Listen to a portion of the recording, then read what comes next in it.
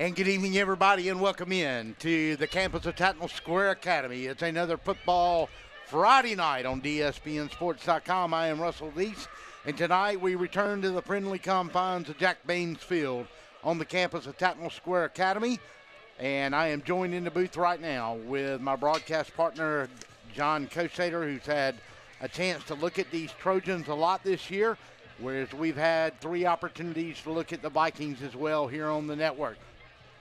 First, let's set the captains for you for the home team for the Trojans. It's number 11, Justin Walton, number 5, Wes Allen, number 34, Elmo Daniels, a senior, and number 81, Cole Rowland, a senior defensive end, defensive lineman.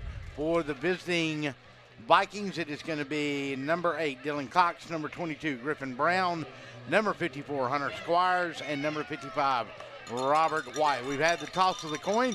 Let me bring in John Kosater. And John, old-time rival game here between these two Class 8 teams. No doubt. Big rival game. A lot on the line right now. Both of these teams need a win in the worst way. The top 24 teams go to the state playoffs. Right now, FPD sits in that 25 spot. Tattnall at that 29. A loss, and you're playing next week, and you're pretty much done. You got to win these next 2 games to get into the playoffs. And the Vikings take the field, like John said. The Trojans under Chance Jones, they come in 4-4, 2-2 in Region 7A. We'll get John quickly as the Trojans come onto the field. We've had the coin toss. John, if you want to give us the starters for the Tattnall Trojans. Yes, sir. We're looking at up front on the offensive line, Seth Ives, a senior, Jordan Battle, a senior, Shan Hill, also a senior, along with Charlie Morris and Austin Wetzel. They'll go with Clay Rowland and Cole Rowland. They're brothers, and they'll do most of the pass catching. Very experienced quarterback in Hunter Alexander doing most of the running. You look at number 5, Wes Allen. Number 34, Elmo Daniels, a big, strong fullback, and number 6, Ty J. Sanders. For the Vikings on offense, they'll go Wyatt Wilson as the left guard. Right guard will be Bro Crooks. Center will be Benjamin Jones. They'll go Will Cunningham and Hunter Squires as your tackles. The tight end will be Bryant Barkley. Quarterback will be Parker Ingram. Griffin Brown will be your tailback. At the wideouts will go Harrison Alds, Jordan Jones, and the split will be Corey Kilberg. Trojans are going to get it to start the night, and they'll send 2 men deep back. One of them will be Wes Allen, and the other one will be, if he can turn his jersey for me this way. That's number 2, Demario Wilmore. Yeah, Demario Wilmore. Ben Kennedy will do the honors for the Vikings. Nice, crisp, late fall afternoon, and we're underway from Jack Baines Field. Upman will catch it, drop it along the 21, but come this way with it before he'll get knocked down by the Vikings along the 25. First man in there for the Vikings was number 22, Griffin Brown. So that was number 35, Tyler Dugan, who took the kickoff, and they decided to kick it short away from Allen and Wilmore. Probably they're 2 of their most dangerous players. They'll go in a wing formation for the Trojans with Hunter Alexander. Your wings will be Tajay Sanders and Wes Allen. Elmo Daniels will put the fullback to it, number 34. Tight end will be Cole Rowland. Wide out will be Clay Rowland. Vikings will come up with a 4-man front. They'll edge 2 off the edge, making it almost 6. Close the linebackers in now. Go to Wes Allen. Little cross buck across the 31. He'll roll into the 33 before they'll be bringing him down. And number 59 on the tackle, and that was Will Cunningham.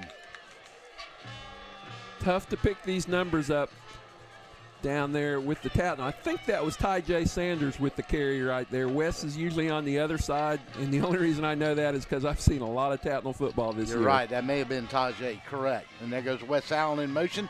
This time Wes will get it. He'll step into the 35, roll up to the 36, maybe to 37. He'll have his yardage, be enough for a first down. And, you know, that's what Tattnall wants to do tonight, Russell. They want to run this wing tee take a lot of plays to score, keep FPD's offense off of the field. Andrew Correa was the man on the tackle. And I know I've murdered his name the last 2 years, but I finally tracked down some friends at FPD. I said, give me the right pronunciation on it. Correa. Correa. Under center goes Hunter Alexander. Wes Allen in motion. He's going to take and give it up to the fullback. And Elmo Daniels got room to roll, and he does roll across midfield. He'll go to the 45-yard line. And a new set of downs in Vikings territory before he's brought down. 17 yards right there by the big senior fullback. And this is the kind of drive that Tattnall Square wanted to start off with so far. Got to keep it going.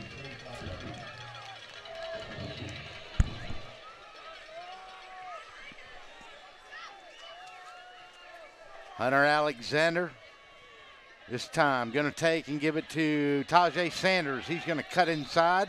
He's going to go from the 45, get to the 41-yard line. Yeah, we'll maybe call it the 42. Saw Coleman Colley in there, and I think it was Dylan Cox, number 8 and number 13. Bring up a second down. We'll give him a full 3 yards and 7 to go. Clay Rowland will go split to that far side. This time they'll go unbalanced. They'll step a man off the line on that far side. Now they'll go more traditional with split backfield. Give it inside to Elmo. Broke outside. Broke a tackle. Broke another. Going to roll in across the 35. He's going to get to the 33, at least maybe the 34. But it's going to be enough. He needed 7. He got a full 8. John, good hard running. Yeah, and I tell you what, when Elmo Daniels is successful, Tattnall is successful. He's very important to this football team. He's been banged up a lot this year, but so far tonight, he's been very effective. Clay Rowland will go split out to this near side. They'll go back to more of a traditional wing now. Wes Allen on the near side on the wing. Tajay Sanders will go to the far side. First down and 10, ball rests on the 34 of the Vikings. Now they'll flip the tight end, Cole Rowland, to this near side. They'll go that way, and the quarterback will keep it. Hunter Alexander's going to step in. He's going to go from the 34, hit a man along the 31, and they're going to give him the 30. Actually fell into the 29, but they're going to bring it back about a half yard. And that looks like Coleman Colley again stepping in there. He's at that linebacker spot, and he got in there first to make the hit.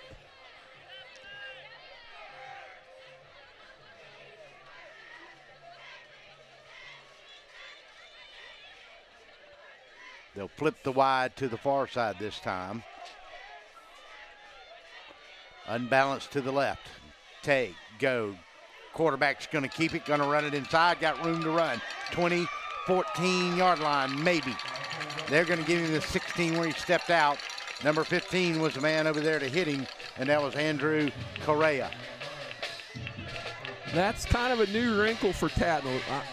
You know, Hunter Alexander, a great athlete, a very physical kid, but he has not held on to the football a whole lot on those gives like that, and that's twice he's done that on this drive. Trying to see who's been watching film this week. Take and going to give it to the big fullback, and FPD's going to meet him head up. Number 59, Will Cunningham, was one of the first that hit him and slowed him down. Didn't see who got in there on the tackle late. Ran it right into the middle of those big guys. Maybe got 2.5 there.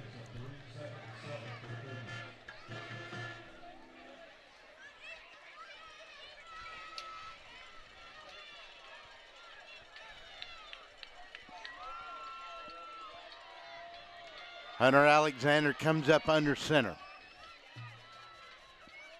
Wes Allen will go in motion. He's going to leave it with his fullback. He's going to have room to run. He's going to cut it up inside, maybe get to about the 6, maybe the 7. Going to put him about a yard short. Going to bring up a second and a long one. That's 9 plays so far, Russell, and this is one of these clock-eating drives. Yeah, already 7:20 in the first. And a key third down coming with 7:14. Wes Allen will go under center. Hunter Alexander will go to Wes Allen. He's going to step in, and I think he's going to be in close for a touchdown, and he is. So a 6-yard touchdown run, and just like that, the Trojans eat up 5 minutes on the board on the opening kickoff drive, and they push it in for 6 from 6 yards out. That's 10 plays, 75 yards right there, Russell. You couldn't ask for a much better start. That's the way the ball control you want it. That's the way Chance Jones wants it, I promise you.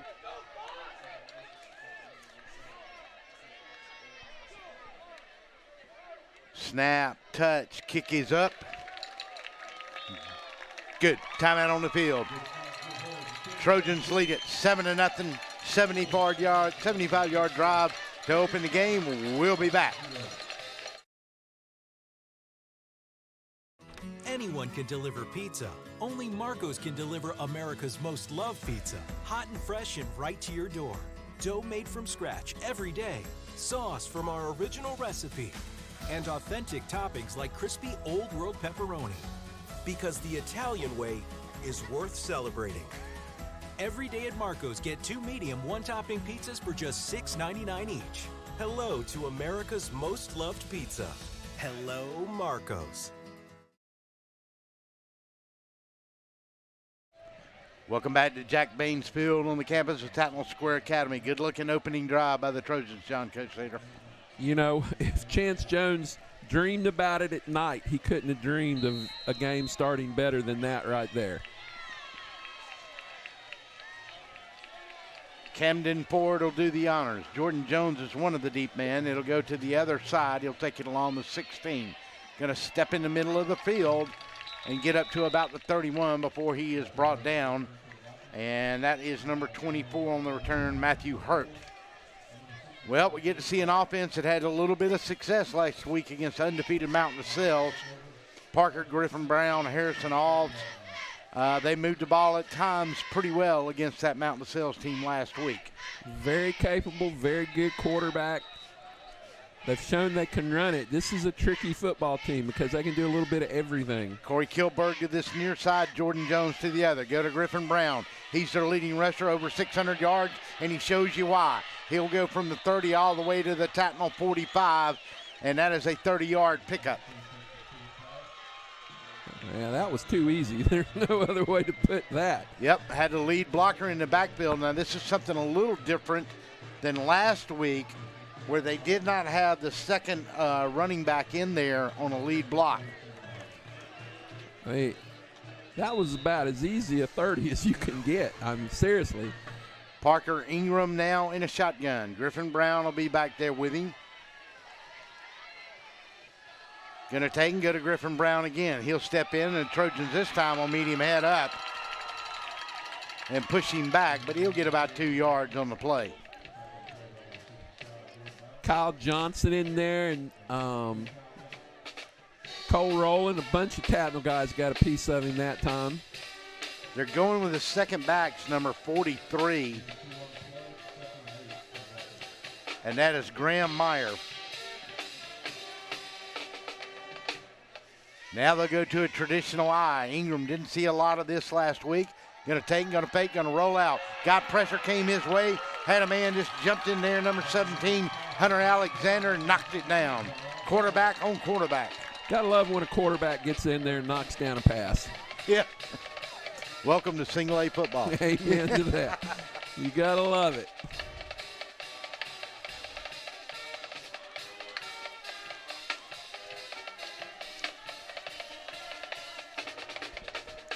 .6:05 to go in the first. Trojans took the opening drive. 75. Wes Allen from 6 yards out. 7-0. Vikings broke a big run on their first play. They're looking at a 3rd and 8. They'll come on him. They'll run the middle screen. They got a man inside. He'll get to the 40, fall into the 35, and he'll pick up the first down. Needed 9, needed 8, got about 10. Nice set. Nice set. Screen play. Griffin Brown did damage. This is kind of fun. Nothing like a rivalry game on a Friday night. No. Jordan Jones will go to that far side. Hunter Alds to this near side along with Kilberg. Going to take, and the quarterback's going to have to run. Now he's got time. Going to step in, going to get 5, and that's about it before he's slung down over there. I believe that was number 9. Was that Ivan Jordan on the tackle, or was that Camden Skinner? Number 9, Ivan Jordan, I believe. Yes. It was number 9, Ivan Jordan, and number 34, Elmo Daniels over there too. Good decision by Ingram. Took the 5 yards.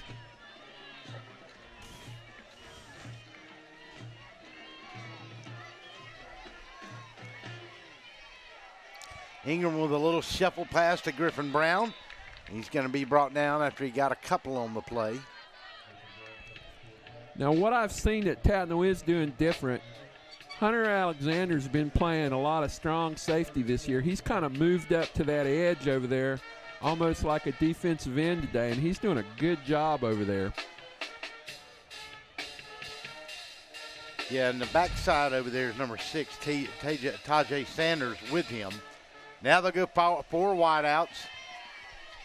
Welcome to Greg Moore's world. Single setback, Griffin Brown, Parker Ingram in a shotgun. They'll edge up 3 and bring one off the corner. Oh! Hey, threw a pick.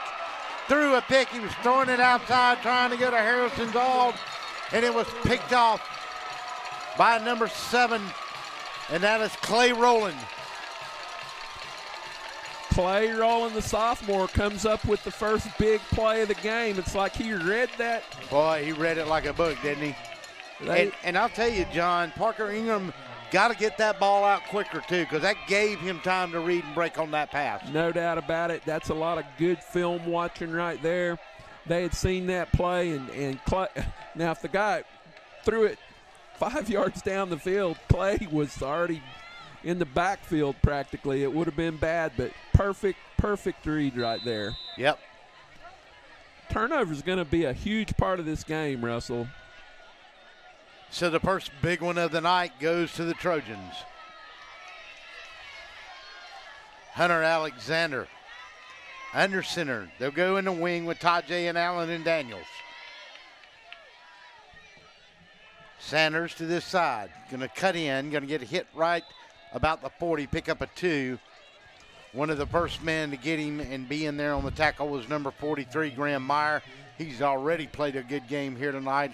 Hunter Squires in there to finish him up, another senior. Nice job of defense. Held that to about a 3-yard gain right there. 3:48. Look, there's Skinny Benny down on the sidelines. Got to get Junior at center. Ben Jones, yes. Son Benjamin starting center for the Vikings here tonight. Hunter Alexander under center. Going to tag, going to leave it with Elmo Daniels. Going to step in, going to get him room to run. He got popped at the 45 and shrugged it off and went to the 49, maybe the 50-yard line.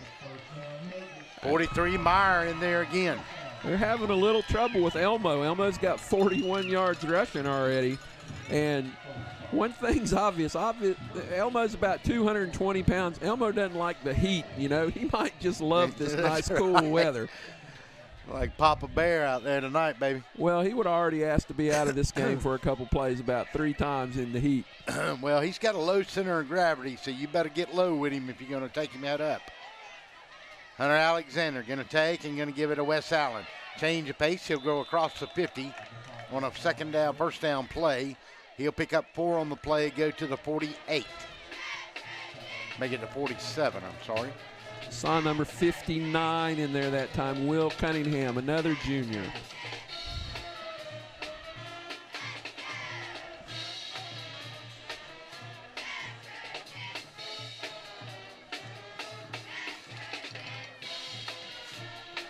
Nice crowd here tonight, Russell.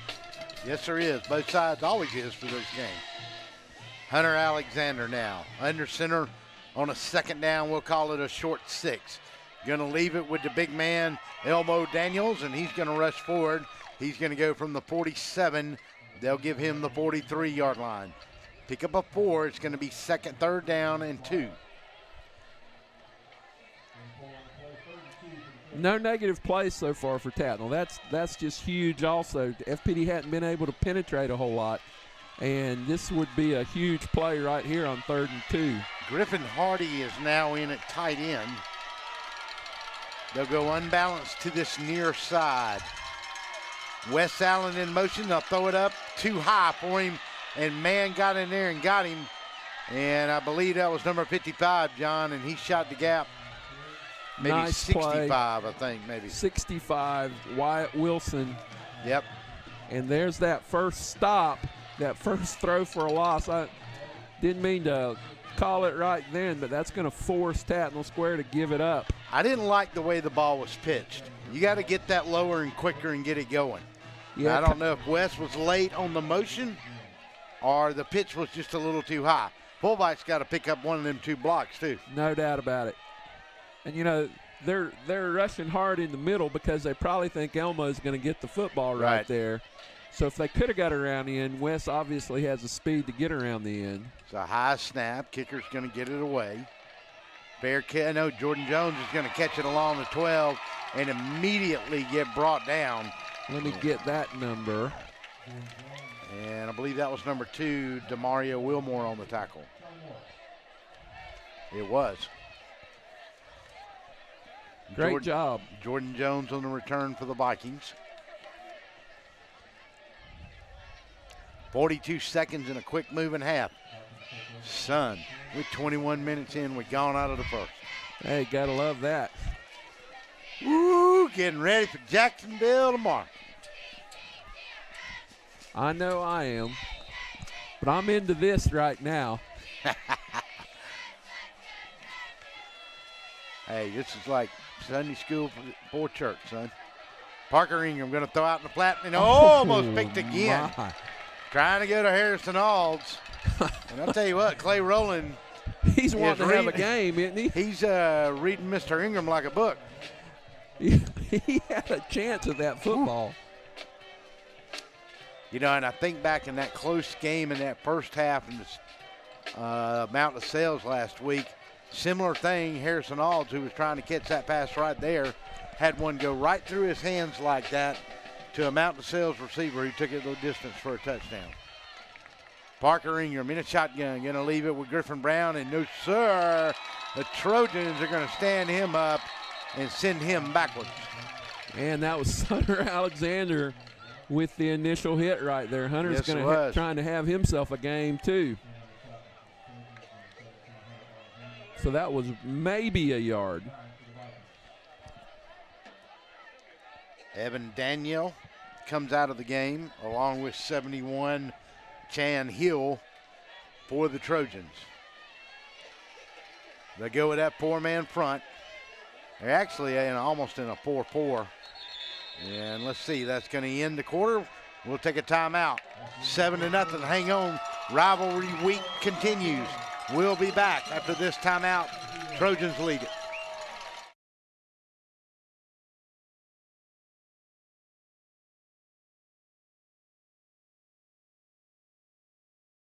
I am Lester Miller, and if you've been in an accident or hurt on the job, I want to work for you. My office is right across the street from the Bibb County Courthouse, and it doesn't end there. Middle Georgia is my home. I graduated from high school here, college, and Mercer Law School. My family goes to church here. My kids go to school here. I work hard for my community, and when you need an attorney, I will personally take your call. Thanks, Lester. And I will work hard for you, too. Contact Lester Miller today for your free consultation. Hello, I'm Joy Johnson at the Cottages on Westland, inviting you to come see our spacious assisted living suites. Each suite has its own kitchenette, private bathroom, separate bedroom, and living space.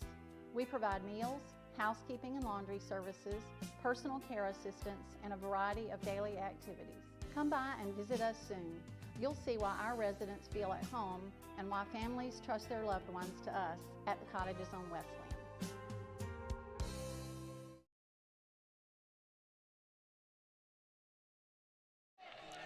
Welcome back to Jack Spain's Field. Russell East, John Costater. We start the second period of play. 3rd down and 9 for the Vikings inside their own 15 at the 13-yard line, make it the 14-yard line. Parker Ingram will go to the gun. Griffin Brown, single setback. Gonna look, gonna throw over the middle. Going to Harrison Alls, I believe. Yes, he was. Oh. And they're gonna get a late flag, and I tell you what, I sure would like to see that one again, because Clay Rowland sure looked like he had a great play on it. Yeah. That's what they're gonna get him on. We couldn't see his backside hand, though, John. For a generous donation of $10,000 to DSPN Sports, we can get you an opposite side of the field camera. Yes, sir. that was difficult, you know, and it was so late, Russell. That's what. Yeah, Brandon Thompson, executive producer, is rolling back the replay here for us. I just can't see his backside hand, and that was the side that the official called it on. So he had to. I'm going to assume correctly, he had his hand on his outside hip there, and that was probably what he saw as well too, because the official on that side was in perfect position to see on the backside of that play. So Parker Ingram, good trips to the far side. Two tight ends. We're going to get a false start in the motion, maybe, or do we got encroachment? Let's check it and see.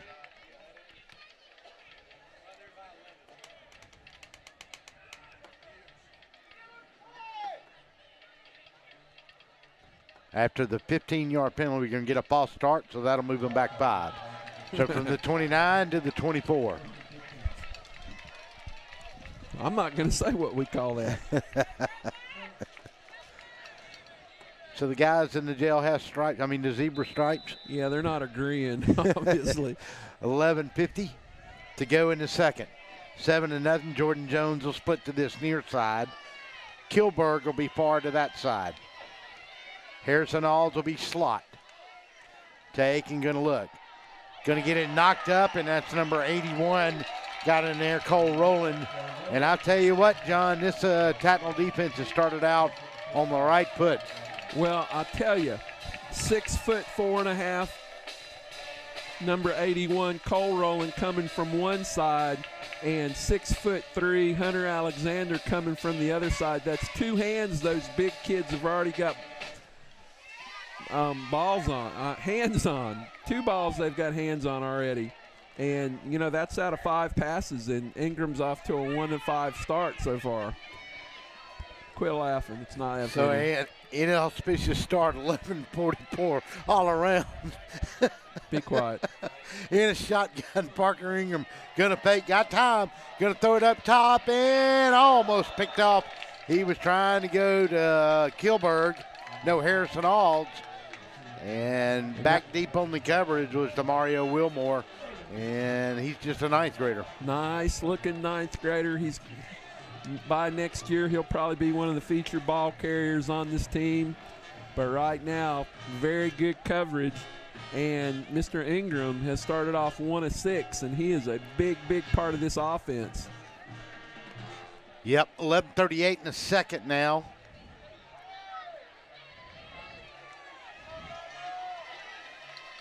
They'll go wide to this side. They're going to throw it in the flat to Jordan Jones. Try to get him loose into the secondary, and he's going to get from the 24-yard line. He'll pick up about 6. We'll give him 7 to the 31, but not enough if he had to get to the 39. Good defensive stand there now. You know, Greg Moore, he's a tricky guy. He's a tricky guy, so let's see if Tattnall's going to keep a lot of guys around the line of scrimmage. Hunter Alexander will be deep to receive this kick. Harrison Alls will be the man to kick it away.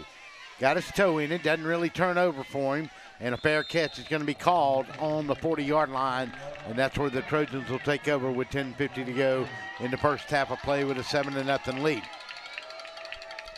Now, in fairness, the Viking defense now here has stifled a little bit of the Trojans after that long opening drive.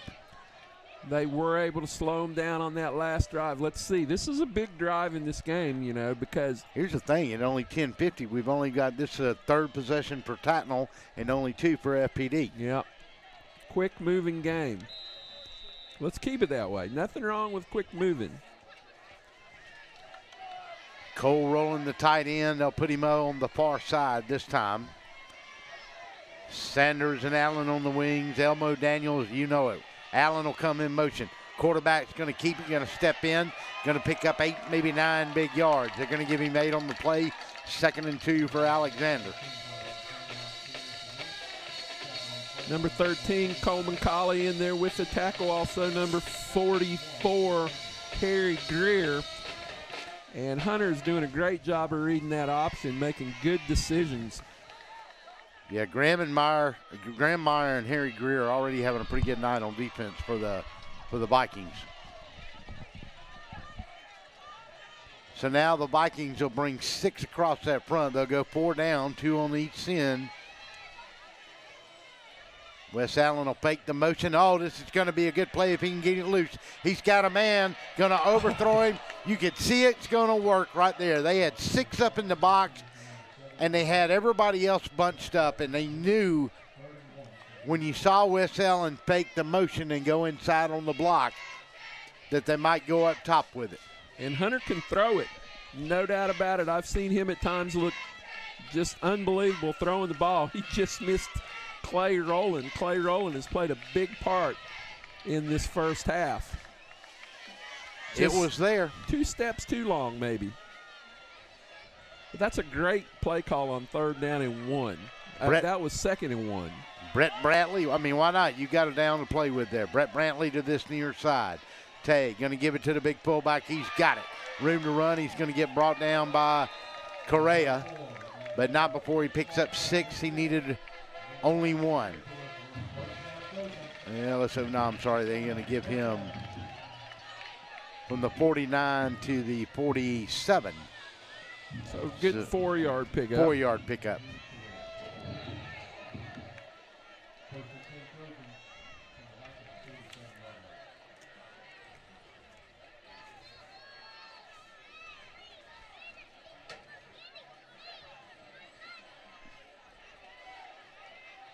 Brantley will go split to that far side. Going to take and going to leave it inside. And let's see who that was carrying the ball. That's Kyle Johnson. Yeah, number 22, Kyle Johnson in for the Trojans now.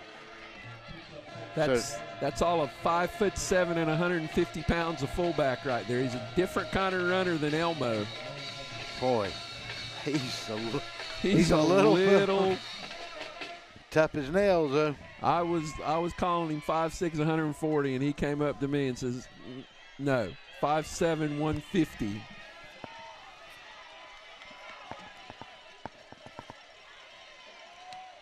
Take and going to go this time to Wes Allen. He's going to lead from the 42. Yeah, we'll give him 2 yards on the play. They won't give him quite inside the 40. You like these 3rd and 2s, though, you know? Yeah, you want to stay in front of the chains. That's it. You know, you much rather have 3rd and 2, maybe 2.5 here than a 3rd and 5 or 6, or even 4 sometimes. 4 gets you in a weird place. So from right here, you got to think Tattnall's got 2 plays to get this first down unless they lose yards here. Clock rolls at 8:43 in the second. And they're going to get a motion and they're going to get a flag. Yeah, that was. DeMario Wilmore was the wing on this side, but I believe they're going to get Cole Rowland on movement over there. And that's a senior doing that. You can't do that, Cole. That's okay. We're going to forgive him. Well. And there's your 3rd and 8. And now you're back right behind the chains. So it'll be interesting if Chance Jones wants to throw the ball. He cannot play this game safe. Hunter can throw the football. And let's see what he decides to do. DeMario Wilmore will stay in as the wing on this side. Wes Allen. Kyle Johnson will be the pull. Wilmore will go in motion. They will. They're going to roll Hunter Alexander to the right side. Going to stop. Going to throw right back across his chest. A dangerous throw, and he was going to 81. Cole Rowland. Nice play. And we got a flag, and I don't know if this is going to go against the Trojans or a hold. And that's usually an indicator of what you got right there. Nice defensive play back there by number 15, Andrew Correa.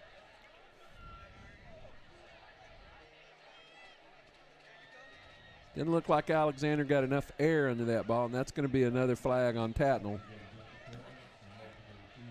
So they don't even have to take this flag if they don't want to, because it'd be 3rd and 8, 4th and 8. 4th and 8. I don't know if I don't back them up with 8 and 11. Try to work a little field position. Now you got them a chance to punt it from your side of the 50. Make it 3rd. What was the flag for? Was that a legal substitution? I'm not sure what it was. I wasn't really watching. So they're going to decline it. They will decline it. So it's going to bring up a 4th down. And number 27, Griffin Hardy, is going to come in to kick. Jordan Jones will be the deep man for the Vikings. And credit to that FPD defense, Russell. They stepped up again and kept Tattnall from moving the football a whole lot.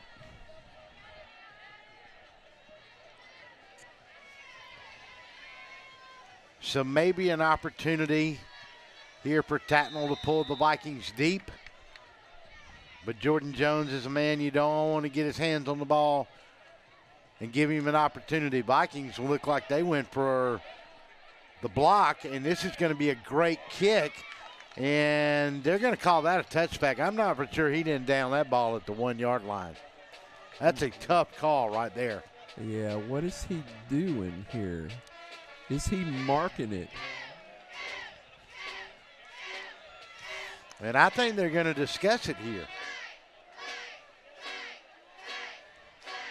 Because the high school rule says if you touched it before it got into the end zone, and they're going to count it out to the 25. Yeah. Let's go back and look at it here. Here's the kick.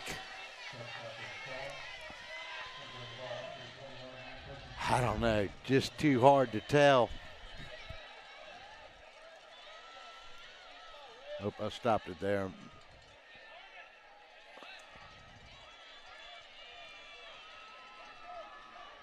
Wow, I mean, just.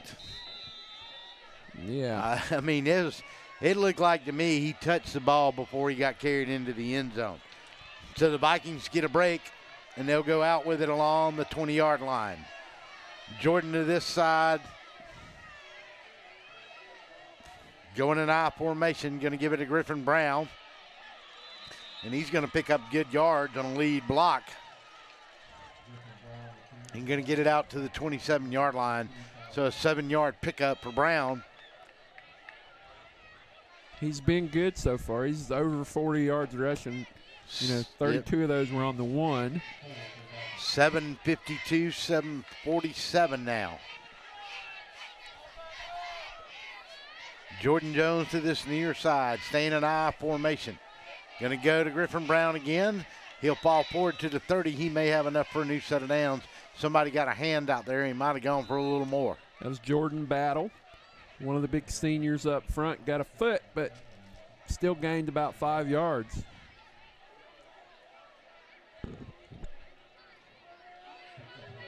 And now FPD wants to run the football a little bit, maybe open up that passing game.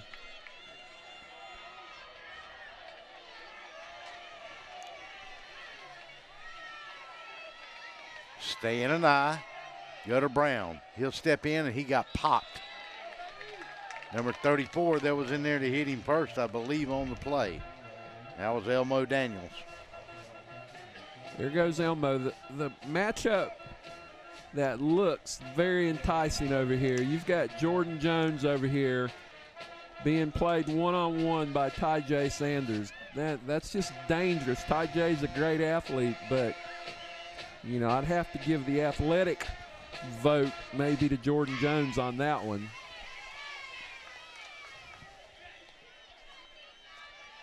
Ingram rolls out this time. Pressure's coming. Going to step up and away from it once, maybe twice. No, sir. He's going to go down for about a yard loss. And that was Wes Allen got in there for that tackle. He almost popped out of that, Russell. Yes, he did, and I thought he might be looking something downfield, but you got to give credit to the secondary on that because they made him hold it too long before they could get anybody broke away. And they're just getting a great pass rush off the sides right now, and that's really bothered FPD right now.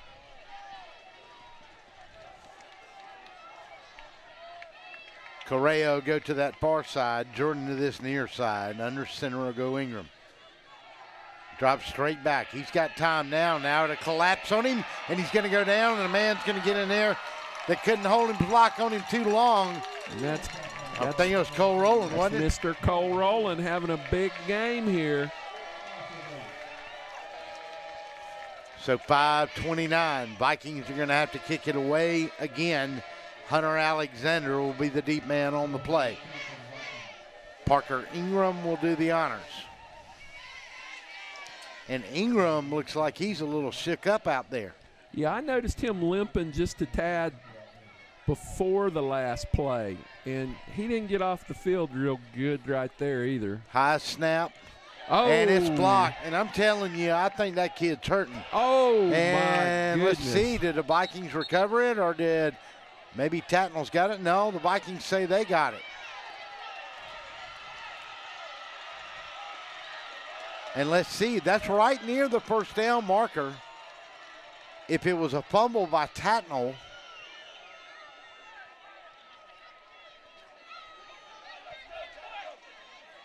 and Ty Sanders had no reason to touch that football. And I believe that's Tattnall's ball. Woo-wee. Tattnall dodged a bullet right there.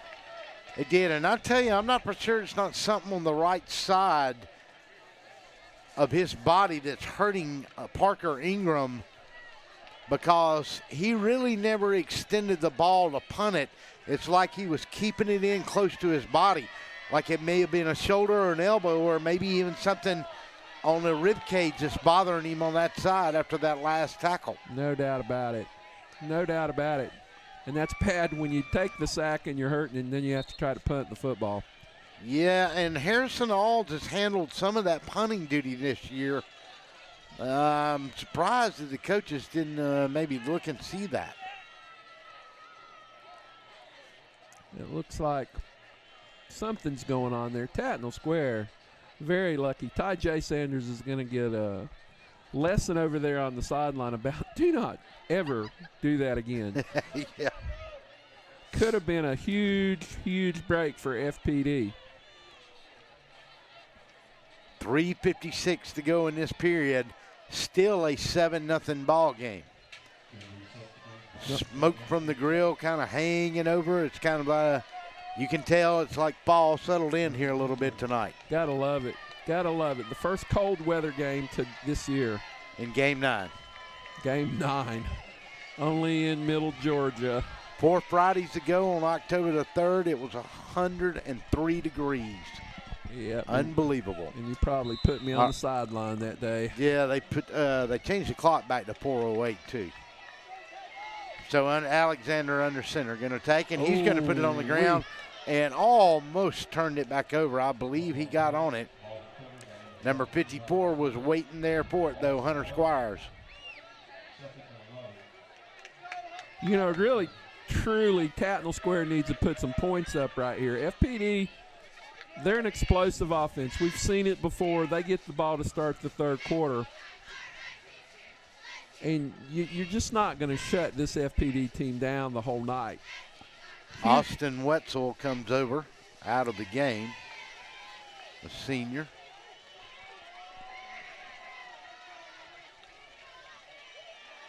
Alexander going to roll, going to look, going to plant and throw. Got his man, but he dropped it. He was going to Elmo Daniels, and he couldn't hang on. And they've tried to get Elmo into the passing game a little bit. Elmo as a pass catcher, he runs the football really well. I'll put it that way. Dylan Cox on the coverage down there. And right away, 3rd down and 11. Man, those hamburgers are smelling good. Where is that coming from? I guess, oh, duh. From the hamburger grill. Yeah, that'd be smelling. So the Trojans will send Brantley out to one side, another man in the slot. This time they'll send Wilmore in motion. Empty backfield for the quarterback, and he'll run a draw. He'll get to the 35 from the 39 before he's brought down 43 again on the tackler, Graham Meyer. Still 3 minutes left, and you got a 4th and 7 on the 35. What do you do here, Russell? Well as your defense is playing and the clock rolls into 200, 253, 52, I'm not sure I don't take a 5-yard penalty here and kick it deep and angle it inside that 10-yard line and make them drive the distance on me. Well, you know, to be honest, Griffin Hardy has done a great job punting, but 35's about what he can punt it. So if they move back 5 yards, you know, that would work out perfect. So, and that's exactly, I think, what they're going to do. No, coach is going to call a timeout with 2:28. We'll take one with him. 30-second timeout. You're listening to GHSA football on DSBN. We'll return after this timeout. Anyone can deliver pizza. Only Marco's can deliver America's most loved pizza. Hot and fresh and right to your door. Every day, get 2 medium, 1-topping pizzas for just $6.99 each. Hello to America's most loved pizza. Hello, Marco's. Planning on a holiday party with friends, family, or coworkers? Texas Border Grill's private banquet room offers seating from 5 to 55. Lunch to dinner 7 days a week. Featuring an amazing menu with aged beef, seafood, and so many other signature dishes. Texas Border Grill.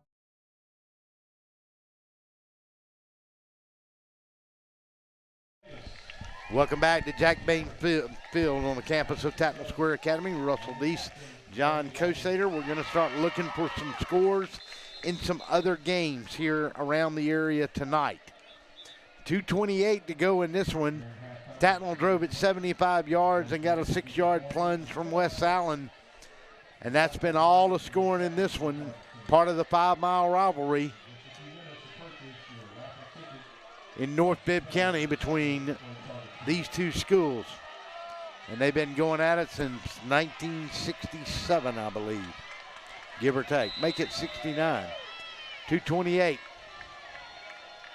50 years this year. They're going to snap it. What do you think? Going to take and going to leave it with the quarterback, and he's going to get to the 30, and he may have enough for a first down. I believe he does. Don't think so. I think he's short. No, sir. That's a first down. Wow. He got it by a full yard. Wow. Great call. Great call. A lot of confidence in that quarterback. Good read by the quarterback because he could have left it with his fullback or pitched it, and he made the right read. Hunter Alexander brings him up to the line. Long count on a 1st and 10 play. Take, go to West Allen. Going to step in, going to get to the 25, and that's about it before he's pushed back. Lots of big bodies down there. Let's see who's on the bottom of that. Number 24 on the bottom, and that is Matthew Hurt. Number 65 also in on that, and that was Wyatt Wilson, the senior. Clock at 1:41, 1:40. And away we go to the half. Under center, Alexander on a 2nd down and about 7. Going to roll to his right. Going to look, and his receiver's not going to turn around. He's going to bootleg it, got outside. He got 10, maybe 11 on the play. Well, no, they're going to back him up. And they're going to say he stepped out. Where did he step out? Right along the 20 and maybe the 19. And they're going to give him the, let's see, 18-yard line. Nice run, Hunter Alexander.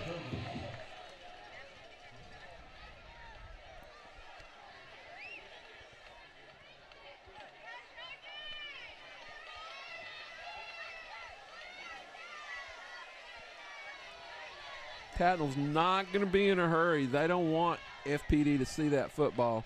And actually, he was out of bounds, so the clock's not running anyway. Ball is going to be on the 18. Play clock down to 7. Going to take and going to keep it himself. He's going to get mixed up in the backfield. Now he's going to have to throw it. He's just going to throw it away and get heads-up play by the junior quarterback because they were coming on him awful hard. Number 24 was one of them that was in there on him, along with 34, and that was Matthew Hurt and Noah Lindsay. And that's a holding on Tattnall.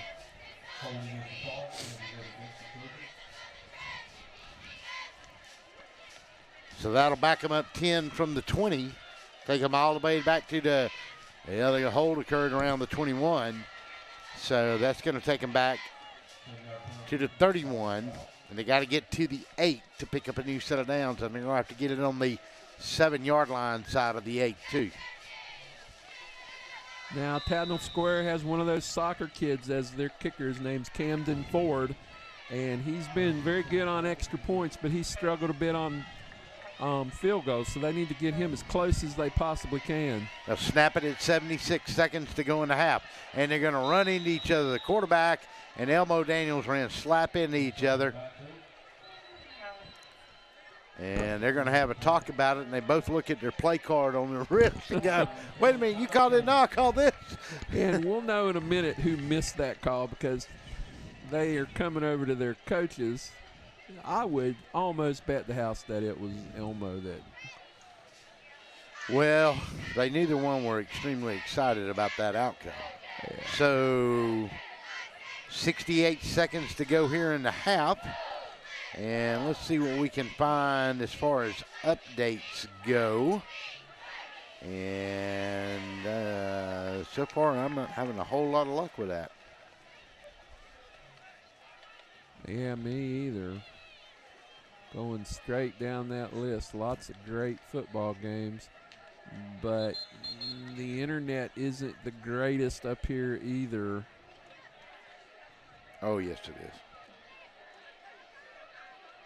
Yep, I got nothing.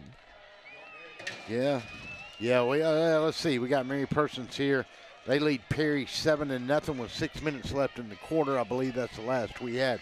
Thanks to Bill Weber, loyal Bulldog, and a great leader at part of our executive board of the Macon Touchdown Club.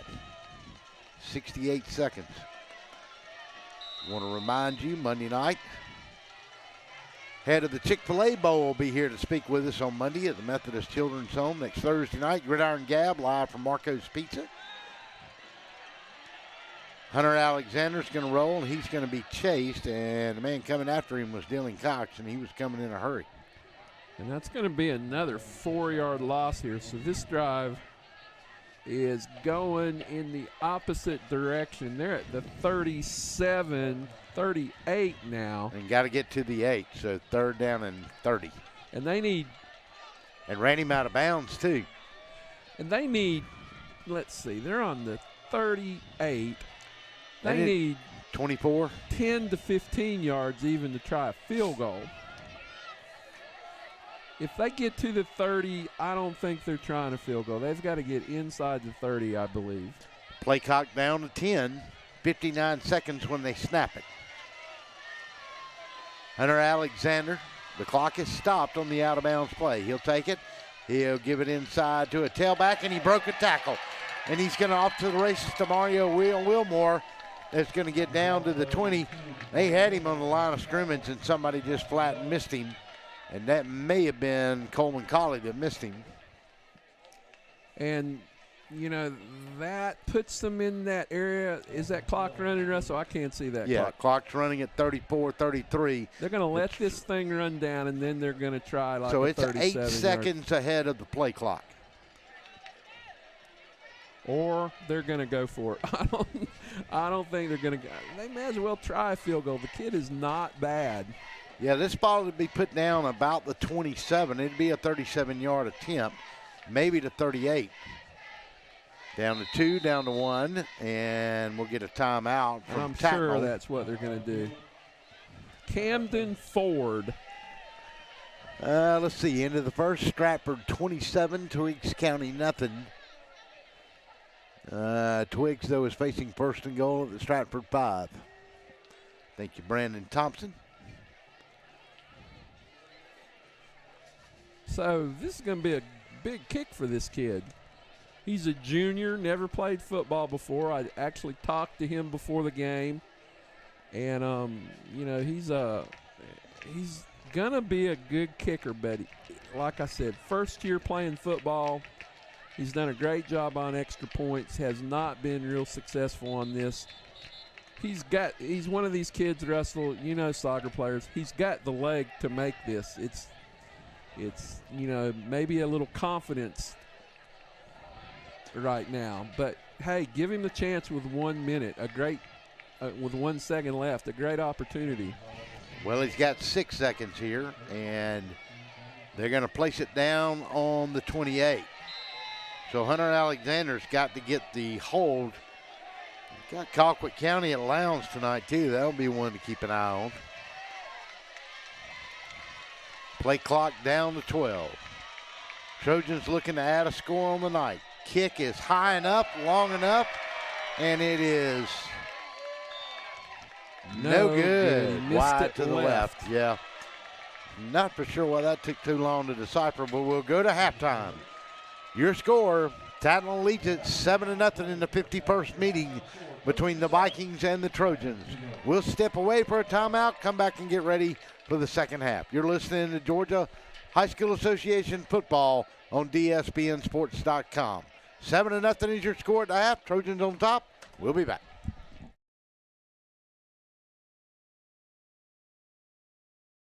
Anyone can deliver pizza. Only Marco's can deliver America's most loved pizza. Hot and fresh and right to your door. Dough made from scratch every day. Sauce from our original recipe. And authentic toppings like crispy Old World pepperoni.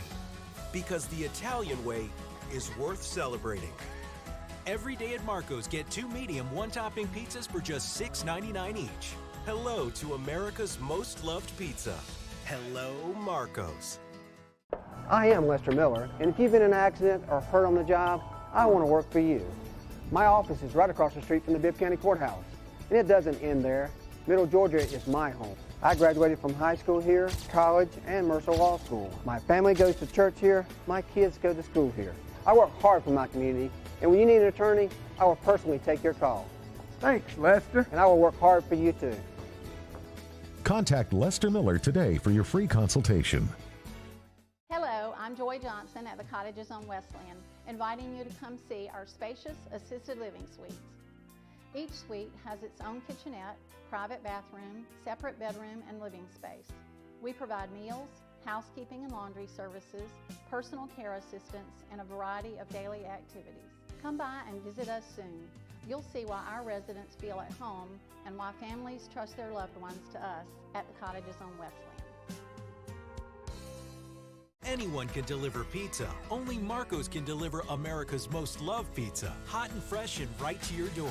Every day, get 2 medium, 1-topping pizzas for just $6.99 each. Hello to America's most loved pizza. Hello, Marco's. Planning on a holiday party with friends, family, or coworkers? Texas Border Grill's private banquet room offers seating from 5 to 55. Lunch to dinner 7 days a week. Featuring an amazing menu with aged beef, seafood, and so many other signature dishes. Texas Border Grill. Dr. Lee Stockslager and Dr. John Coe at North Macon Dental Associates are proud supporters of high school athletics. Their office welcomes new patients and offers treatments that include routine checkups, restorations, crowns and bridges, oral surgery, Zoom whitening, and implant dentistry. They also treat orthodontic patients with Invisalign. Visit us online at northmacondental.com. Hey folks, Russell from Gridiron Game of the Week. When you get ready to buy a new car or a newer automobile, there's always the dilemma of what to do with your current car. Well, that's where You Park 'Em, You Sell 'Em at 3306 Vineville Avenue comes in. You Park 'Em, You Sell 'Em is the original automobile dealership with the owner in mind. For 18 years, You Park 'Em, You Sell 'Em has been the only alternative to giving your car to a local dealer on a trade-in or trying to market your car yourself. So when you get ready to sell your old car, give them a call today at 254-6310. That's You Park 'Em, You Sell 'Em, 3306 Vineville Avenue. Macon Boots is the newest addition to Midtown Macon.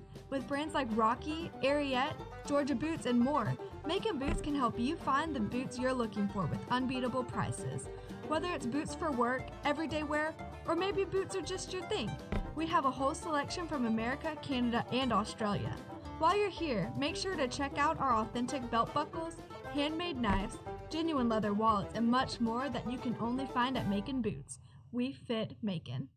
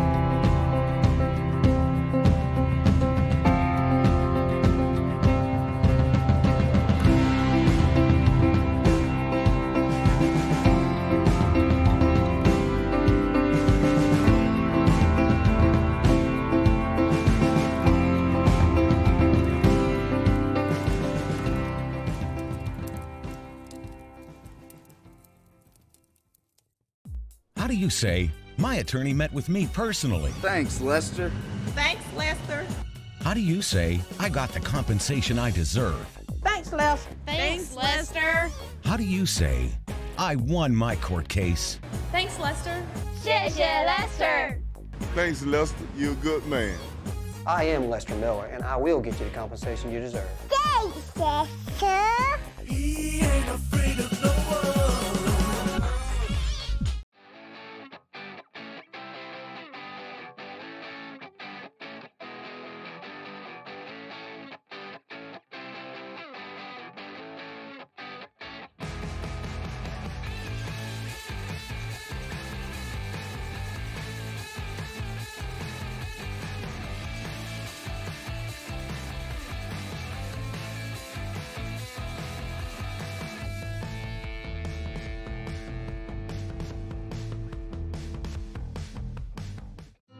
There is a legend among fishermen in central Georgia about Kudzu Seafood Company and the most interesting man in seafood, Captain Lee. To create his infamous jam pups, Captain Lee has a school of docile barracuda trained to grate the cheese and panko breadcrumbs with their razor-sharp teeth as he, Captain Lee, gently tucks individual grains of rice into his shrimp and sausage jambalaya. Rice, Captain Lee handpicked while blindfolded, a skill acquired from years of silent training in a Tibetan island monastery. Stop in at Kudzu Seafood Company, 473rd Street, downtown Macon, and see the legend for yourself. Stay coastal, my friends.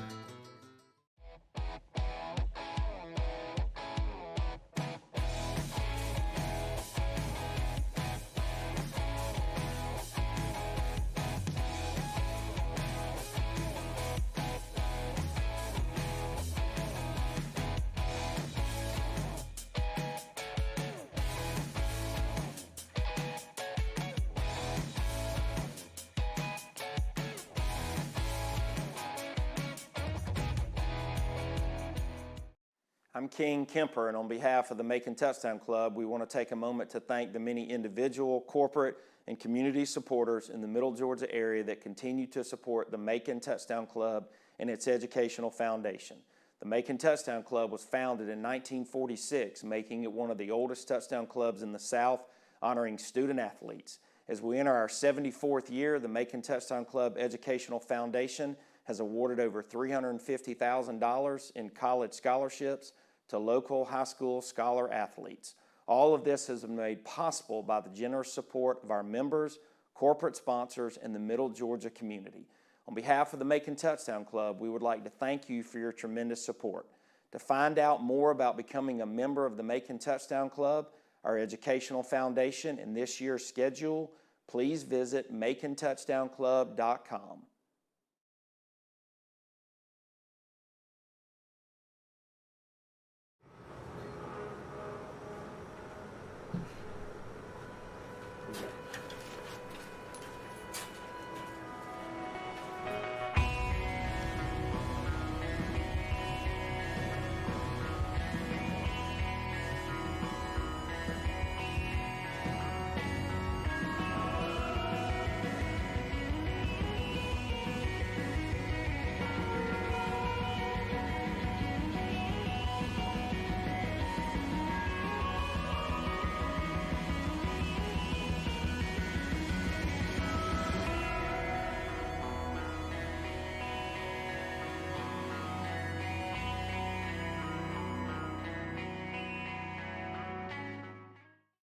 Anyone can deliver pizza.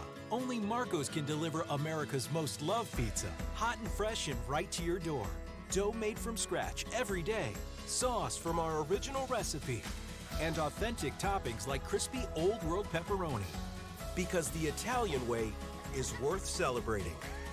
Every day at Marco's, get 2 medium, 1-topping pizzas for just $6.99 each. Hello to America's most loved pizza. Hello, Marco's. I am Lester Miller, and if you've been in an accident or hurt on the job, I want to work for you. My office is right across the street from the Bibb County Courthouse, and it doesn't end there. Middle Georgia is my home. I graduated from high school here, college, and Mercer Law School. My family goes to church here. My kids go to school here. I work hard for my community, and when you need an attorney, I will personally take your call. Thanks, Lester. And I will work hard for you, too. Contact Lester Miller today for your free consultation. Hello, I'm I'm Joy Johnson at the Cottages on Wesleyan, inviting you to come see our spacious assisted living suites. Each suite has its own kitchenette, private bathroom, separate bedroom, and living space. We provide meals, housekeeping and laundry services, personal care assistance, and a variety of daily activities. Come by and visit us soon. You'll see why our residents feel at home and why families trust their loved ones to us at the Cottages on Wesleyan. Anyone can deliver pizza. Only Marco's can deliver America's most loved pizza. Hot and fresh and right to your door. Every day, get 2 medium, 1-topping pizzas for just $6.99 each. Hello to America's most loved pizza. Hello, Marco's. Planning on a holiday party with friends, family, or coworkers? Texas Border Grill's private banquet room offers seating from 5 to 55. Lunch to dinner 7 days a week. Featuring an amazing menu with aged beef, seafood, and so many other signature dishes. Texas Border Grill. Dr. Lee Stockslager and Dr. John Coe at North Macon Dental Associates are proud supporters of high school athletics. Their office welcomes new patients and offers treatments that include routine checkups, restorations, crowns and bridges, oral surgery, Zoom whitening, and implant dentistry. They also treat orthodontic patients with Invisalign. Visit us online at northmacondental.com. Hey folks, Russell from Gridiron Game of the Week. When you get ready to buy a new car or a newer automobile, there's always the dilemma of what to do with your current car. Well, that's where You Park 'Em, You Sell 'Em at 3306 Vineville Avenue comes in. You Park 'Em, You Sell 'Em is the original automobile dealership with the owner in mind. For 18 years, You Park 'Em, You Sell 'Em has been the only alternative to giving your car to a local dealer on a trade-in or trying to market your car yourself. So when you get ready to sell your old car, give them a call today at 254-6310. That's You Park 'Em, You Sell 'Em, 3306 Vineville Avenue. Macon Boots is the newest addition to Midtown Macon. With brands like Rocky, Ariete, Georgia Boots, and more, Macon Boots can help you find the boots you're looking for with unbeatable prices. Whether it's boots for work, everyday wear, or maybe boots are just your thing, we have a whole selection from America, Canada, and Australia. While you're here, make sure to check out our authentic belt buckles, handmade knives, genuine leather wallets, and much more that you can only find at Macon Boots. We fit Macon.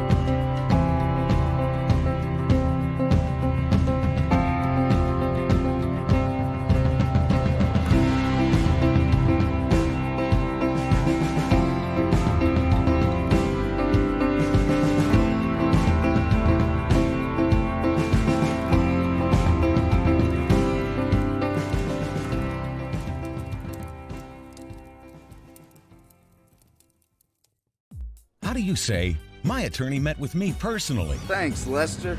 Thanks, Lester. How do you say, I got the compensation I deserve? Thanks, Lester. Thanks, Lester. How do you say, I won my court case? Thanks, Lester. 谢谢 Lester. Thanks, Lester. You're a good man. I am Lester Miller, and I will get you the compensation you deserve. Thanks, Lester. He ain't afraid of no one.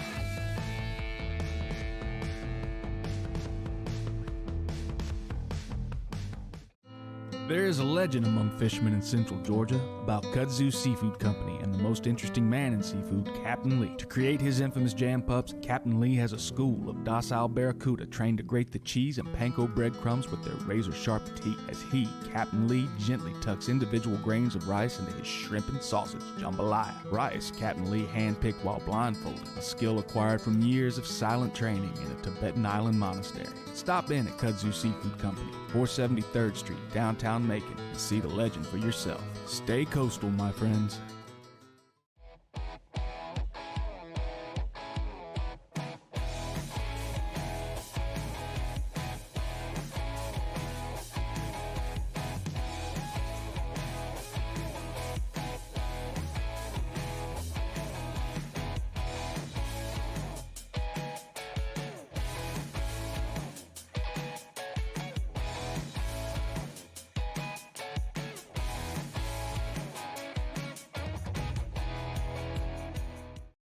I'm King Kemper, and on behalf of the Macon Touchdown Club, we want to take a moment to thank the many individual, corporate, and community supporters in the Middle Georgia area that continue to support the Macon Touchdown Club and its educational foundation. The Macon Touchdown Club was founded in 1946, making it one of the oldest touchdown clubs in the South, honoring student athletes. As we enter our 74th year, the Macon Touchdown Club Educational Foundation has awarded over $350,000 in college scholarships to local high school scholar athletes. All of this has been made possible by the generous support of our members, corporate sponsors, and the Middle Georgia community. On behalf of the Macon Touchdown Club, we would like to thank you for your tremendous support.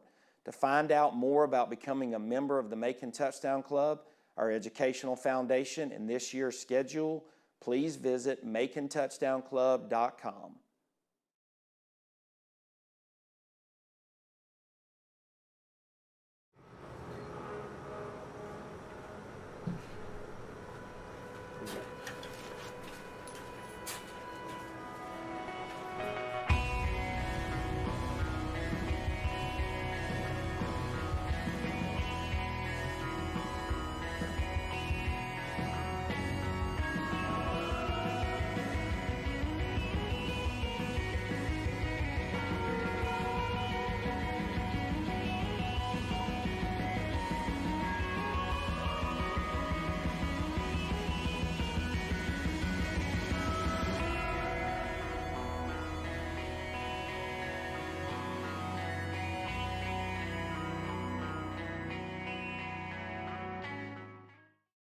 Anyone can deliver pizza. Only Marco's can deliver America's most loved pizza. Hot and fresh and right to your door. Dough made from scratch every day. Sauce from our original recipe. And authentic toppings like crispy Old World pepperoni. Because the Italian way is worth celebrating. Every day at Marco's, get 2 medium, 1-topping pizzas for just $6.99 each. Hello to America's most loved pizza. Hello, Marco's. I am Lester Miller, and if you've been in an accident or hurt on the job, I want to work for you. My office is right across the street from the Bibb County Courthouse, and it doesn't end there. Middle Georgia is my home. I graduated from high school here, college, and Mercer Law School. My family goes to church here. My kids go to school here. I work hard for my community, and when you need an attorney, I will personally take your call. Thanks, Lester. And I will work hard for you, too. Contact Lester Miller today for your free consultation. Hello, I'm Joy Johnson at the Cottages on Westland, inviting you to come see our spacious assisted living suites. Each suite has its own kitchenette, private bathroom, separate bedroom, and living space. We provide meals, housekeeping and laundry services, personal care assistance, and a variety of daily activities. Come by and visit us soon. You'll see why our residents feel at home and why families trust their loved ones to us at the Cottages on Westland. Anyone can deliver pizza. Only Marco's can deliver America's most loved pizza. Hot and fresh and right to your door. Every day, get 2 medium, 1-topping pizzas for just $6.99 each. Hello to America's most loved pizza. Hello, Marco's. Planning on a holiday party with friends, family, or coworkers? Texas Border Grill's private banquet room offers seating from 5 to 55. Lunch to dinner 7 days a week. Featuring an amazing menu with aged beef, seafood, and so many other signature dishes. Texas Border Grill. Dr. Lee Stockslager and Dr. John Coe at North Macon Dental Associates are proud supporters of high school athletics. Their office welcomes new patients and offers treatments that include routine checkups, restorations, crowns and bridges, oral surgery, zoom whitening, and implant dentistry. They also treat orthodontic patients with Invisalign. Visit us online at northmacondental.com.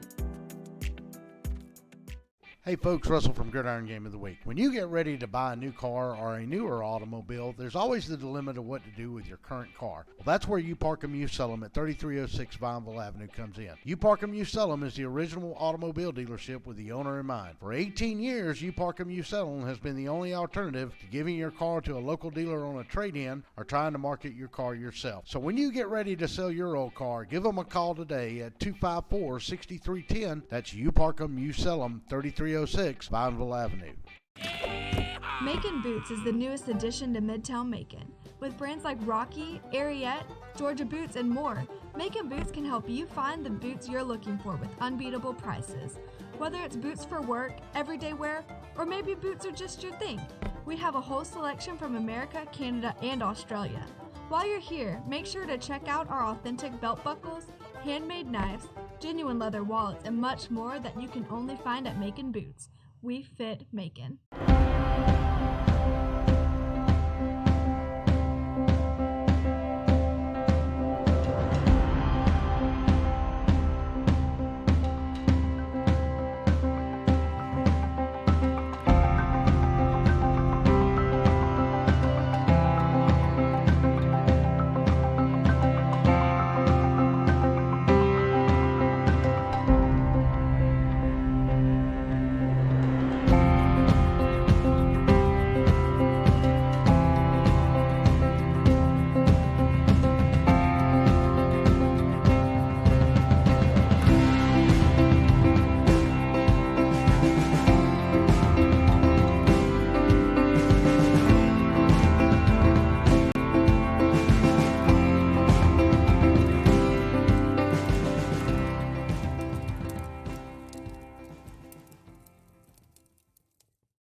How do you say, my attorney met with me personally? Thanks, Lester.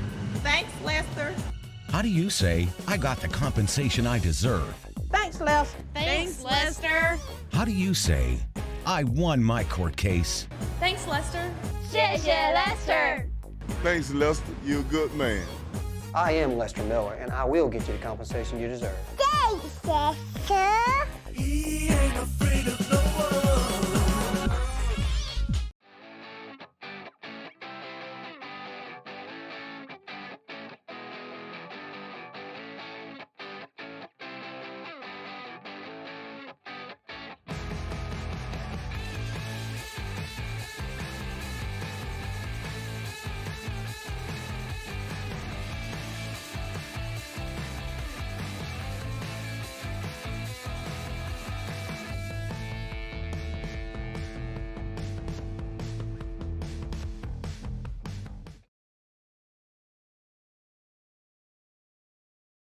And welcome back to Jack Bainesfield. Russell Lease, John Cosetter with you. A little long on the halftime there tonight. They had some festivities going on. Only scoring we had in this one was at the first. It was the opening drive after the kickoff to Tattnall. They took it on their 35 from the opening kickoff, and they drove it 5 minutes, 75 yards. I said 35, I meant 25, 75 yards, and they capped it off with a 6-yard run by Wes Allen. And the extra point was good by Camden Ford, and that put the Trojans up 7-0, and that's where we stayed in a defensive struggle for the rest of this evening in the first half. And we're just a minute or so away as we welcome John Cosetter back into the booth. John, a lot of defense, not a whole lot of offense in this one. Both defenses did a pretty fair job in that first half. Yeah, definitely. But you know what? Tattnall, 30 plays, FPD only 16 plays on the offensive side of the football. That is huge. Matthew Hurd will be one of the deep men. Jordan Jones will be the others for the Vikings. Up backs will be, because they've been kicking it short, Graham Meyer on one side. And I think that's Griffin Green on the other side.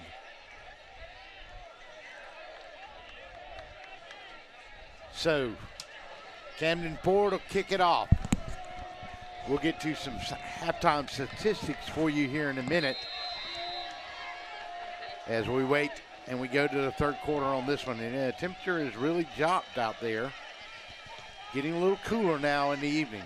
Jordan Jones will take it along the 10. Got the 20, got a seam. 30, 35, 38-yard line before he is finally brought down on the play. And they're going to give him the 39.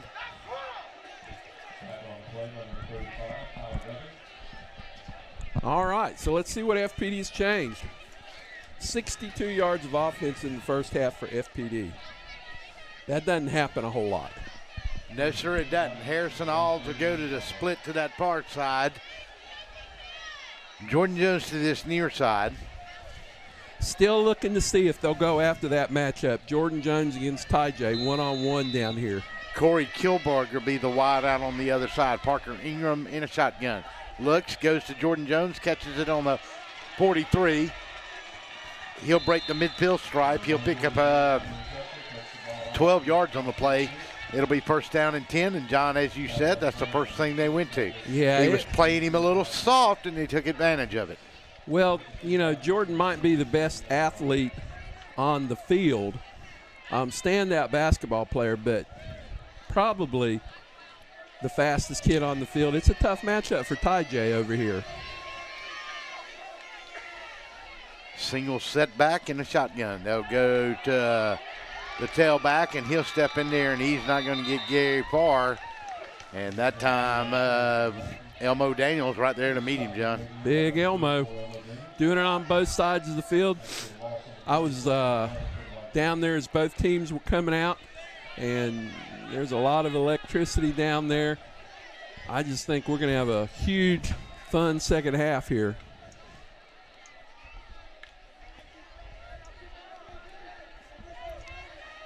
Mary Persons was up in their game 14-7 at halftime over Perry.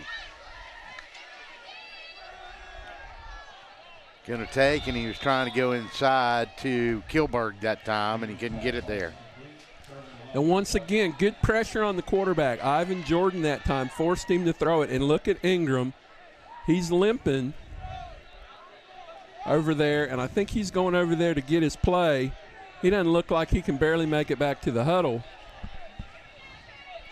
So you're not going to see him run the ball. Yep. Halftime at the Ed, Westside 36, Pike County 7. Jalen Barton has set a single-season receiving record for Westside with 1,000 yards. Excellent. Going to throw it in the flat to Jordan Jones. He's got a block, and he's going to try to get outside. And they were screaming that Harrison Alls may have blocked him in the back, but he's tackled up nicely after a pick of about 3, and Jordan Jones comes up limping. Nice defensive effort over there. DeMario Wilmore and Kyle Johnson. And huge stop right here on the opening drive. You know, it looked like FPD was going to get something going, and FPD and Tattnall put a stop to it. Halftime, Carrollton 34, Paulding County 7.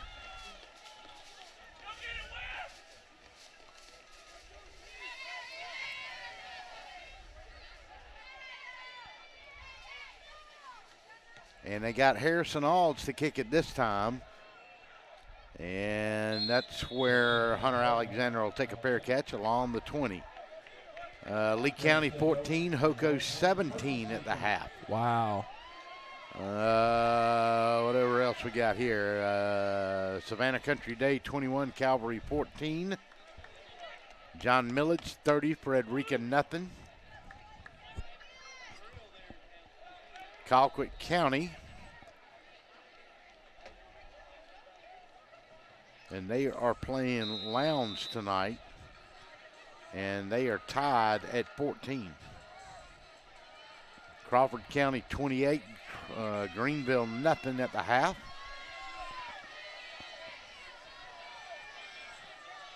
Hunter Alexander under center. Going to take, and he was going to keep it himself, and they keyed on Elmo Daniels that time, and they didn't get pulled by the fake, and number 8 was in there to make the tackle, and that was Dylan Cox. Great job, Dylan Cox. That play worked the whole first half. It looks like FPD might have made an adjustment or two, and let's see what that means to Tattnall. You still got to believe, Russell, 7 points is not going to win this football game. No, sir. 9:30 to go in the third period of play. It's been back and forth. Tattnall's had a little more penetration, but they still only put 7 on the board and nothing since the opening drive. Going to take and going to hand it off the wing back, and that's Tajay Sanders. And he's going to get back from the 19. Maybe did he get to the 20? No, he did not. So the Vikings defense looking to bow their back and make it a 3rd and 11. Yeah, 3rd and 11, not where Tattnall wants to be for sure. They'd have to punt, and, FPD's going to get the ball on the 50 at least. Big play here for Tattnall and for FPD.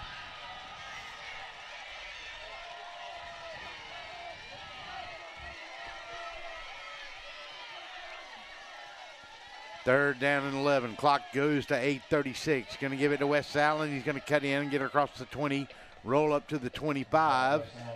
And he's going to get brought down on the play by number 8. And once again, that was Dylan Cox. And Dylan's had a good night. A couple of guys on this FPD defense, notably Graham Meyer, Dylan Cox, have had a good night tonight. It's been a very good football game. Not a whole lot of penalties. Just two teams going after each other hard. And this is a big punt here. Snap is good. FPD's acting like they're coming after it. Jordan Jones going to watch it go over his head. Going to land on the 28 and bounce for the Trojans all the way into the 15 to the 14-yard line. That's a 62-yard punt right there. What a huge boot for Griffin Hardy. Yep, 58 yards on the kick. That was pretty. Got it to turn over. And once again, you watch FPD football game, one name you always hear on offense is Harrison Alds. Harrison is without a catch. FPD 29 yards through the air so far. Yeah, unheard of for Harrison. Or Jordan not to have. How many has Jordan got? Two catch, 3 maybe? Parker in a shotgun. Can't get a block. He's got to run away for his life. Throws it out in the flat and incomplete. He was trying to go out there to number 10, Corey Kilberg, and there's a flag way downfield. And I'm not sure why number 57 is all the way out to the 25 on a pass play. Yeah, that's going to probably be against FPD. Yep, that's what it's going to be, ineligible. Once again, Tattnall put good pressure on the quarterback, and that has been the key to this defensive effort so far. Yeah, I don't know what the play was, but,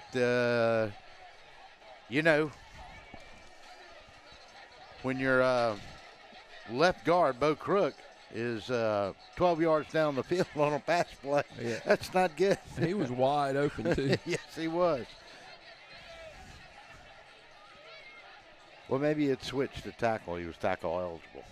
Yeah. Could have been. No. 7:35. Kilberger will break out to that far side. Alds will be in a slot. Jordan will come to this near side. And they declined that penalty, so it's 2nd down and 10.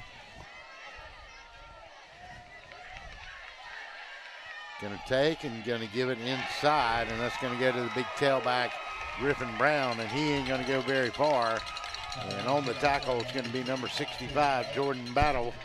And the senior laid him up and put him down. Jordan Battle having a big game tonight, too. 3rd down and 10. So now Tattnall has a chance to make FPD punt out of the end zone. 7 minutes and 10 seconds to go in the third and a 7-0 ball game. Nobody's reached pay dirt since 7 minutes to go in the first period, which was the opening kickoff drive by the Tattnall Trojans, and they took it 75 yards. Throw it across the middle. Jordan Jones is going to catch it at the 18, but he's going to get met and knocked down hard right there, and one of them was number 22, and that was Kyle Johnson. And also number 50, Charlie Morris. Great job holding them short. 5-yard pickup right there, Russ.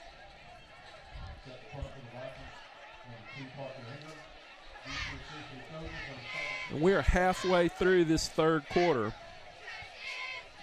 6:21. Hunter Alexander will stand along his own 49, waiting from the punt from Parker Ingram or Harrison Alls. I believe this will be Alls. We'll check it and see. And it is Ingram that's going to kick it, and another one off the side of his foot. And this one's going to roll to the 25 of the Vikings, to the 33, and I'm not for sure if Harrison Alls ought to be the kicker from this point forward. Yeah, obviously something's wrong there. Parker Ingram is not feeling his best because that's 2 balls. He's almost missed them when he's trying to kick. Yeah, you're exactly right. That's what it looks like. And he's fighting through it and he's playing, but he is not 100%, not close to it. But here we go. FPD's defense forced out here. Tattnall's on the 35. Tattnall scores here. That's a 2-score lead. FPD's defense has been great in this situation, but this is another huge drive for Tattnall Square. Ball on the 34. Clay Rowland will go split to that far side. Tajay Sanders will come in motion, and the quarterback will keep it. He'll step in. And let's see how far he got. Did he get from the 34 to the 30? We'll give him 4 yards on the play. We'll see if he got any more on it. And I don't believe he did. And we got a Tattnall man down. Let's check and see who that is. I think it's number 70, Seth Ivy, maybe. No, I don't believe so. Nope. It's a big guy.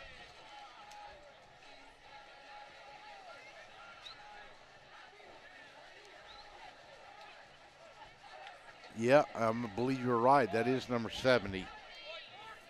Down on the play. Seth Ivy, 6'2", 260.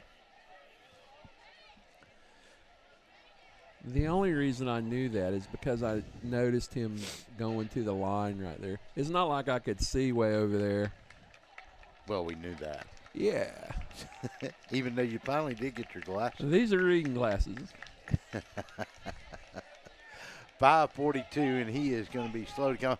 And that ankle was taped, obviously, at halftime. And when you're a single-A football team, it hurts to lose a lineman, and they just lost one of their big guys. Yep.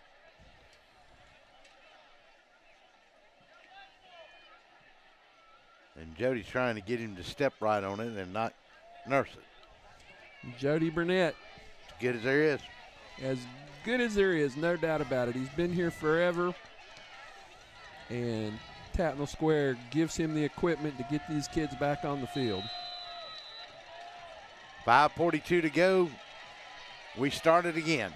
2nd down and 7. Tay going to give it to West Allen, a little cross buck out of the wing. And he's going to get it inside from the 25 to the 24. He's going to be close to a first down, but not quite, maybe a half an hour. They're going to back it up to the 26. So 3rd down and 1. And like we talked earlier, you love those 3rd down and 1s because you pretty much got 2 plays to get that first down. Last time I said that, Tattnall Square had a procedure penalty.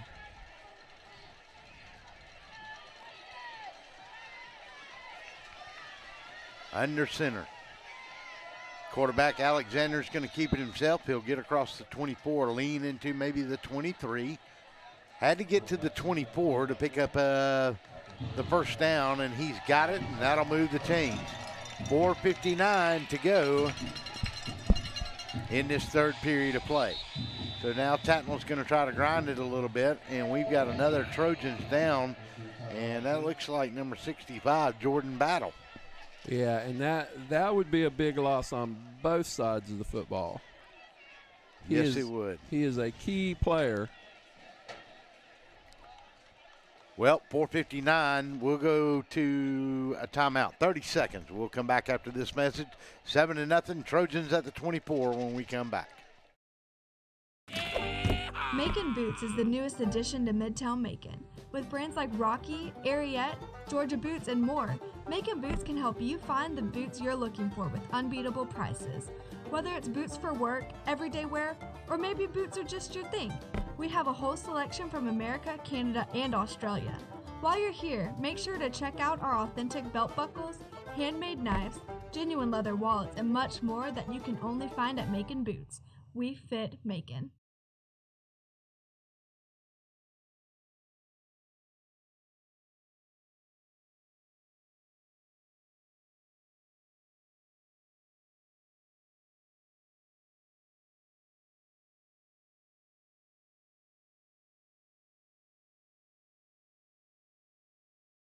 Sanders. Gonna take it inside the 20. I'm sorry, Brandon, I didn't hear you, and then I got confused. Which is not unusual. Yeah, it's okay. We're not CBS. We're better. We're better. Hey, I'll put myself up there with Uncle Vern. Oh yeah, no doubt. And I'm better than Gary Danielson. That guy catches more crap, and he is a good analyst. So he's better than me. Well, yeah. Okay, fine. Hunter Alexander going to take and give it inside to DeMario Wilmore, and the Vikings going to eat him up. They'll give him poor progress. He'll lose about 2 on the play. Ball's on the 12. They're going to put him on the 14 this time. And Jordan Battle running back in there. He says, come on, let's go. And he's going to get Chase Cook out of there. And Seth Ivy's ready to go too. Yeah. Jody Burnett spitting them out.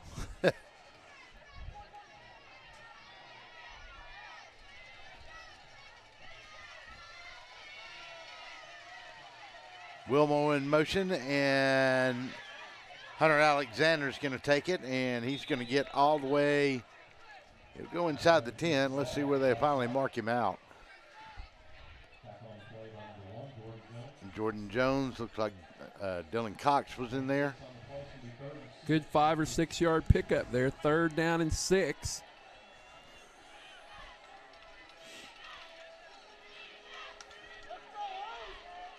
Big play for both teams right here. Now, FPD's defense has been on the field an awful lot tonight.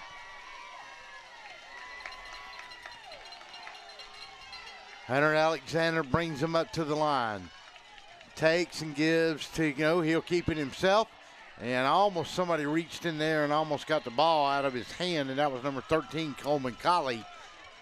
And Coleman usually pretty active on this FPD defense, and we haven't called his name a lot tonight, so not much running room there. Going to bring up a 4th down and 8, and they're going to bring the kicker in. Camden Ford's going to reach for one here, and it's going to be about a 28-yard field goal. Well, we'll make it a 16-yarder. They'll mark it down on the 16, make it a 26.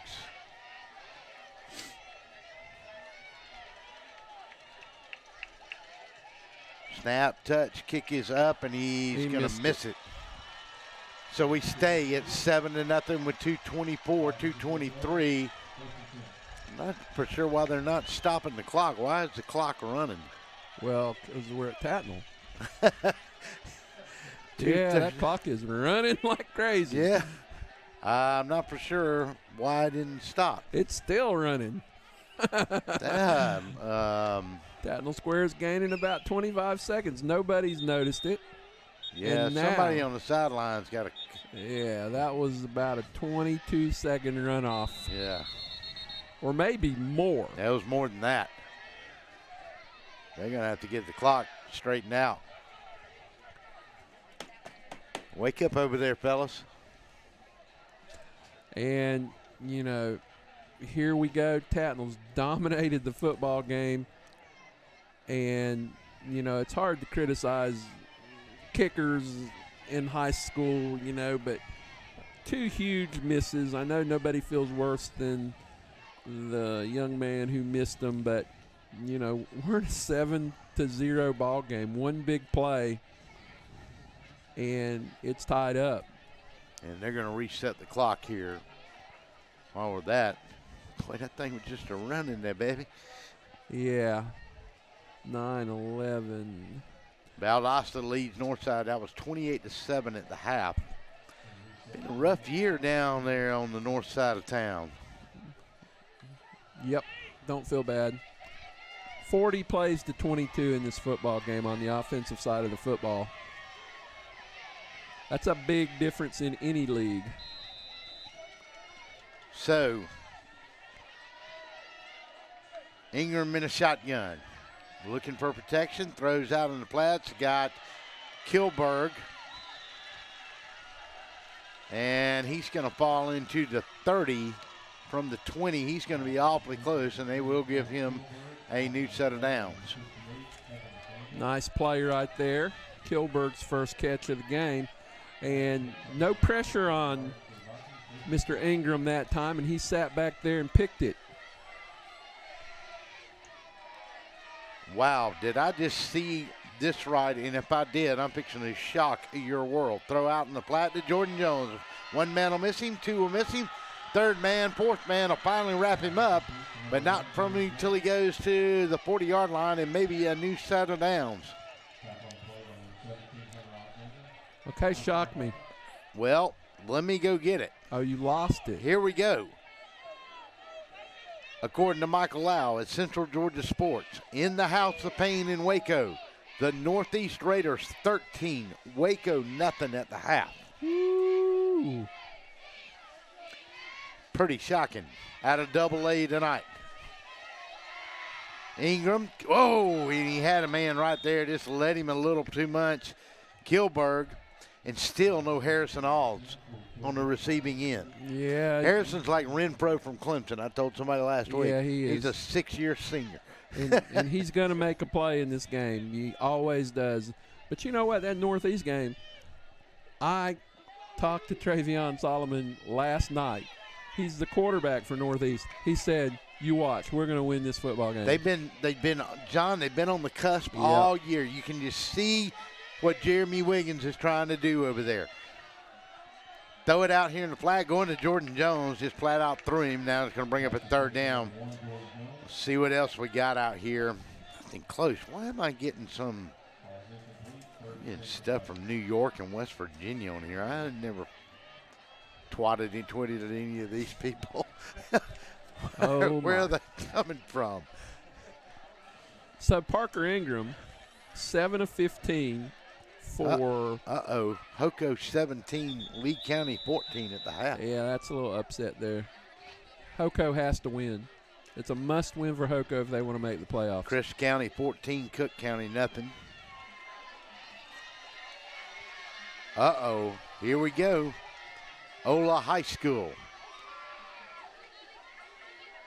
scores and takes the lead, miss extra point. They lead. Well, no, I'm sorry. The Greyhounds scored 9-7. That one's at halftime. Ola's a really good football team. They're 6-2 coming in. They are. That's for the region championship. I went with Jones County mainly because Jones County is the home football team. Washington Wilkes 35, Greene County 7, West Lawrence 9, Upson Lee 0. Yeah. That's it in the 3rd. Yeah, those West Lawrence guys, they put 52 on the board last week. And 47 the week before that, I believe. 10 here. Maybe they're a little tired. Yeah. Parker Ingram, they're going to run a little flea flicker, and they're going to go it on. Parker Ingram's going to throw it out here, and he's got a man on the 33, and that was a nice play.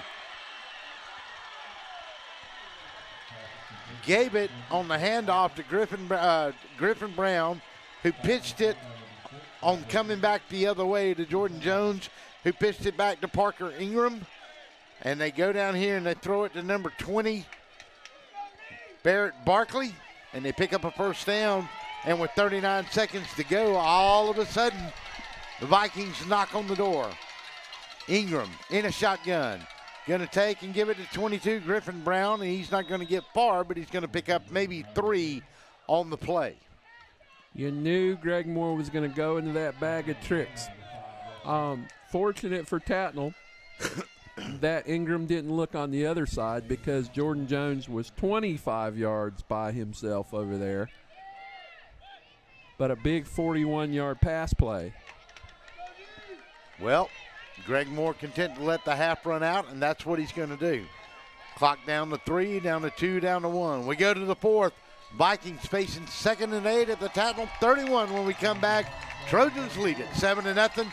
We'll update some scores and get ready for the fourth. Hang on, everybody. We'll be back.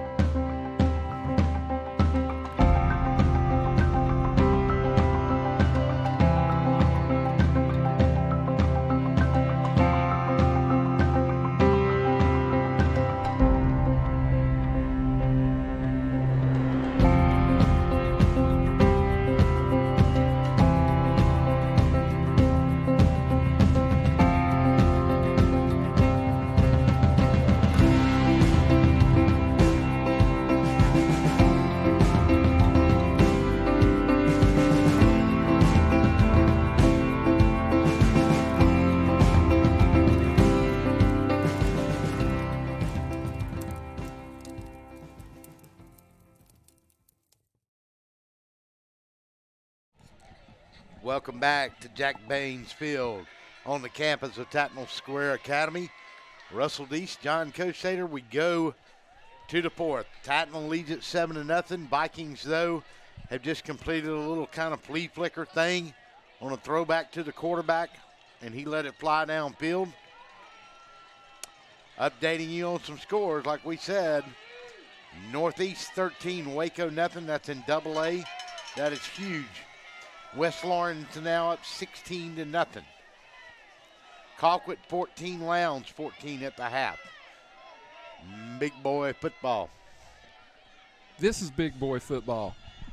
We are fixing to be with 7-0 lead with fourth quarter left. Started the fourth quarter, ref. Ingram gonna throw it down there to Jordan Jones, and no, he was trying to go that time to number 15 was who he's going, Andre Correa. A little bit too far, 3rd down and 9, and you got to figure that FPD has 2 plays to get this yardage. Is it Harrison Ald's time? 11:54, but a 3rd and 8, a 7-0 lead. All of a sudden now your fourth quarter becomes a game of inches and time of possession. Trips to this near side, one to the other. Gotten colder as we've moved into the fourth. Gonna fake it, throw it over the middle. He's got Harrison Alds, and that might be his first catch of the night. And was it intercepted and taken away by West Allen? I believe it was taken away by West Allen. Let's see what they say.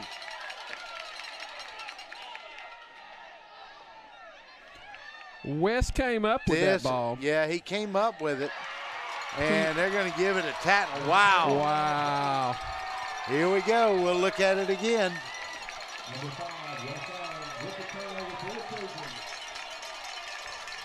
I'm not sure he just didn't go in there and steal that football. That's exactly what he did. What a play by that senior. That is exactly what he did. Harrison Alds caught that ball, and he came wrapped underneath him. And when he did, as he was going around on the tackle, he took it away from him. Wes Allen was the first one on the ground, reaching up and pulled the ball away from Alts. Unbelievable play. Second turnover for FPD.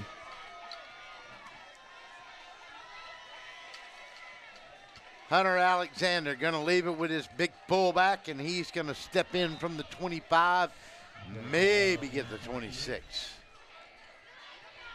Elmo Daniels on the carry. Tough 2 yards right there. FPD's defense, what an effort Dylan they Cox have given. has played a great ball game here tonight.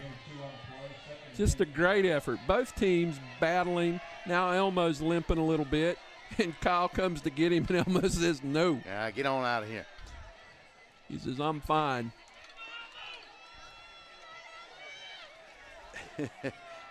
Elmo's so low to the ground, he takes a lot of hits to that body. Yeah, but he gives a lot being built like that.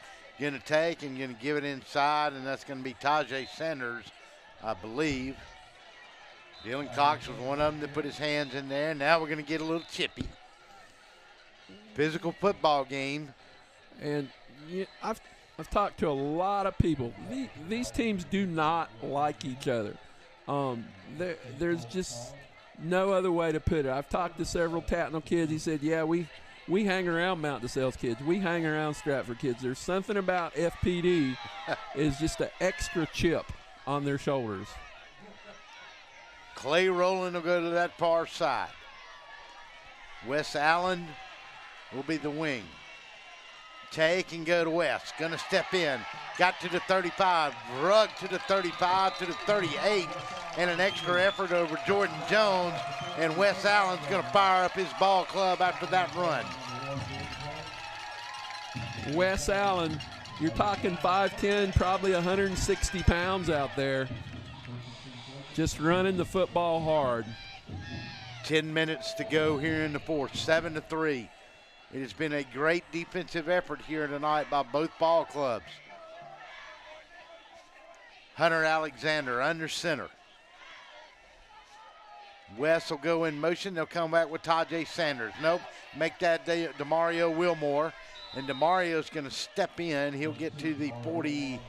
They're going to get into 46, 47. Great play call right there by Chance Jones. Chance loves that wing tee, has a lot of confidence in it. And that's a first down. And let's see, what's the timeout? What do we got a timeout here for? They're going to call for no, there's not a measurement. Yeah, first down. Ball at the 47-yard line.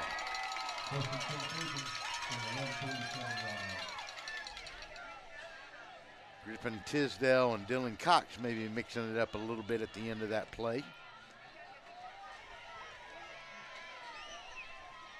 First down and 10. Hunter Alexander sends a man in motion, goes to the big man Elmo Daniels. He crosses the midfield stripe. He's going to get all the way to the 46-yard line. He's going to pick up about 8 on the play, maybe 7. 7 it is. Clock at 8:58. Seems like Tattnall has worn them down just a little bit. Yardage coming a little bit more easy right now. Yeah, and this is a crucial drive here for the Trojans and the Vikings on defense. Brett Brantley comes to this far side. You got to wonder, is Tattnall going to just stand up and maybe try to throw one? Here comes Hunter Alexander, got a lead block. Cuts it back inside, 40, steps out along the 37-yard line. Number 43, Graham Meyer, one of them to run him out, along with number 24, Matthew Hurt. Both of them have had good nights here from a defensive production for the Vikings. Hunter Alexander picks up a new set of downs, gets out of bounds with 8:26, and they inch closer to the red zone along the 37-yard line. And Hunter did that on his own, Russell. That was an inside play, nothing inside. He popped it outside. And just good overall speed. It's hard to believe he's a first baseman in baseball. Good speed, got around the end for the first down. Under center, send the man in motion, going to give it to Wilmore. Wilmore's going to step in. Vikings going to push him back and push him back quickly. First man in there was number 31, or one of the first in there was Malone Hudson. At the bottom of that pile, well, surprise, surprise, number 43, Graham Meyer. You got maybe 2 on that play. What's that clock at, Russell? I can't see it. He lost 1 on the play. Oh, he lost 1, yes. 7:57 to go in the fourth. 7-0. Tattnall trying to mount a long drive after getting a huge turnover. Harrison Alls, maybe his first catch of the night. And Wes Allen took it away from him. Take. Going to give to Elmo. Boom. 5, 6, 7, 8.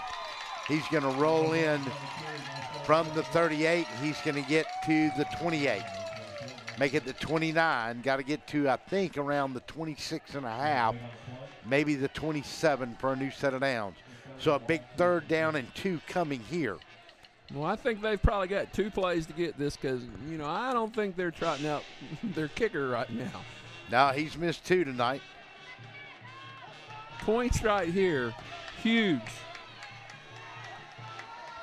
Cameraman down on the sideline, he's into it. Give it to Elmo, got a first down and more. He's going to push to the 26, needed the 27. New set of downs for the Vikings. I mean, rather the Trojans. Looks like they want to measure this one.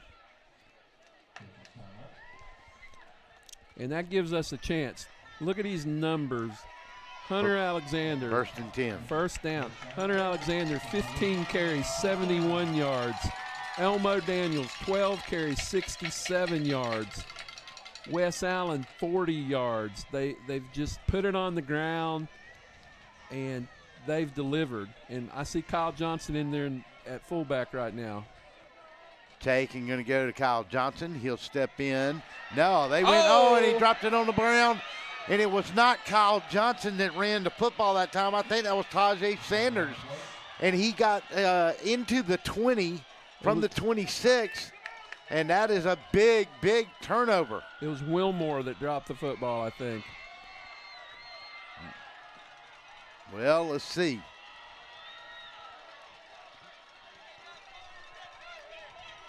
All right. Had a nice gain. And the ball squirted out. And that may have been to Mario Wilmore. You're right. We'll go back and look at it. And, you know, that's one of those growing things right there. You know, the kid's a freshman, got to hold on to the football, and that gives FPD a chance. But they're way back on about the 10. And Wilmore is who put it on the ground. 6:35. Parker Ingram's going to launch one for Jordan, and he's going to go up, and no flags. You know, that's pretty good defense right there. Yep. They had 2 guys, Tajay Sanders and Clay Rowland, on coverage, but Jordan Jones. And that's rolling this down. I think he Yes. just got the wind knocked out of him. I think hopefully. so. Great coverage, but Jordan Jones had a chance at that football.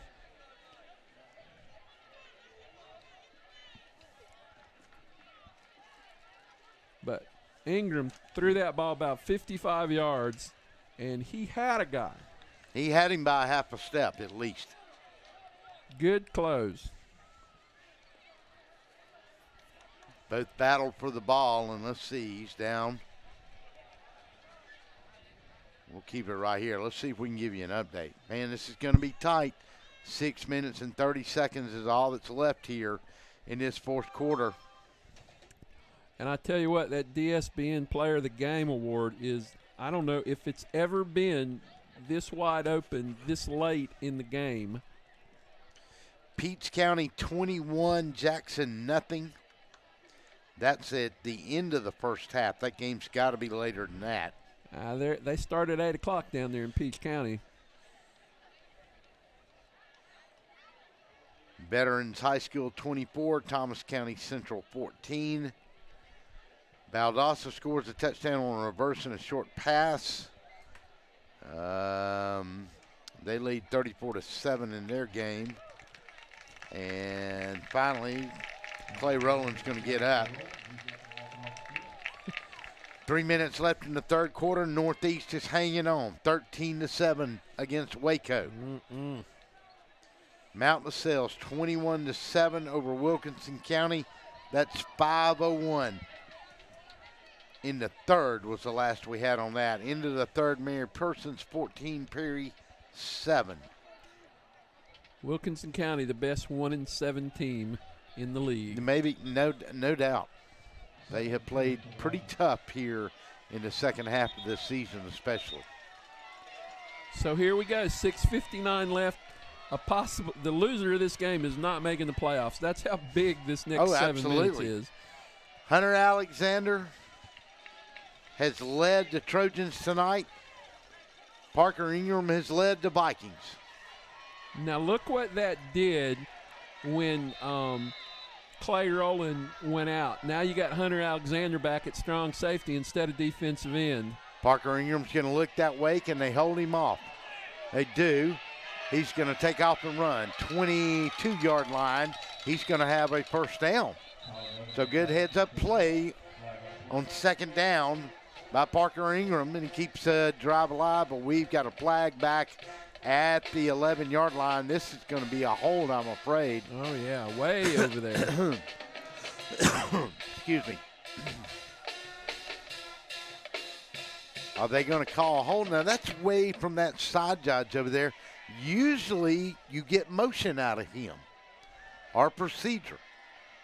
And they're saying it's going to be FPD players looking towards Tattnall. So let's see. Holding defensive holding. Well, now, he picked up 11 yards on the play. So a 10-yard penalty. Now they're marking this from the 15. Wait a minute, what are they doing? It's a 10-yard penalty. I thought he gained 11 on the play. Why'd you accept the penalty? Yeah, not sure about that. So Clay Rowland back in the game at strong safety, which moves Hunter Alexander back out and up to defensive end. Stratford at the end of 3:40, 1-0 over Twiggs. And number 81, Cole Rowland, gets his hand in there on another pass play. Huge. That's 2 balls he's batted down. Second down and 10.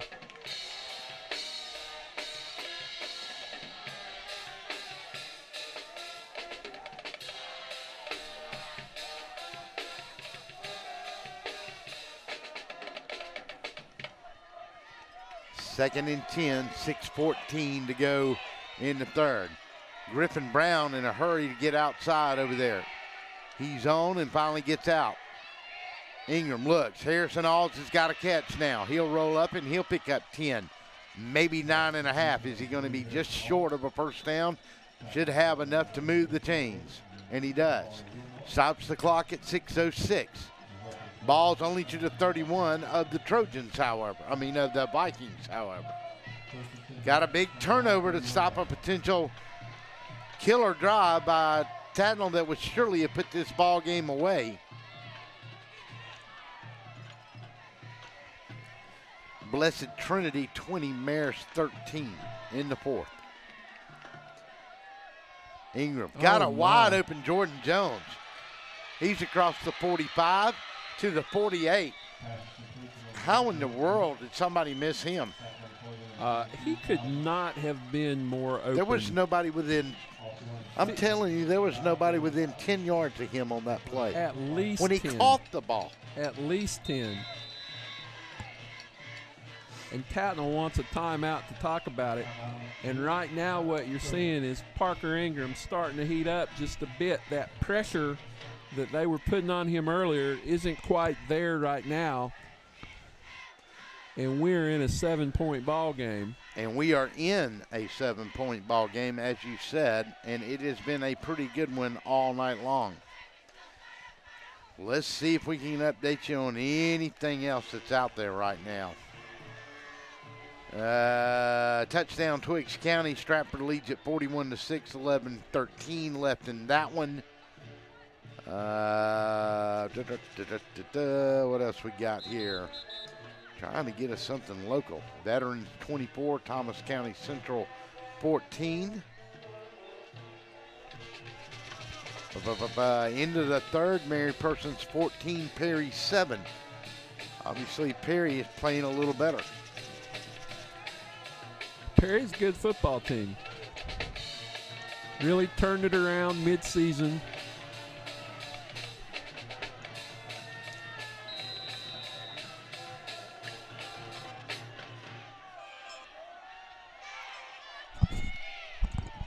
And they're ringing me up here. Go to Griffin Brown.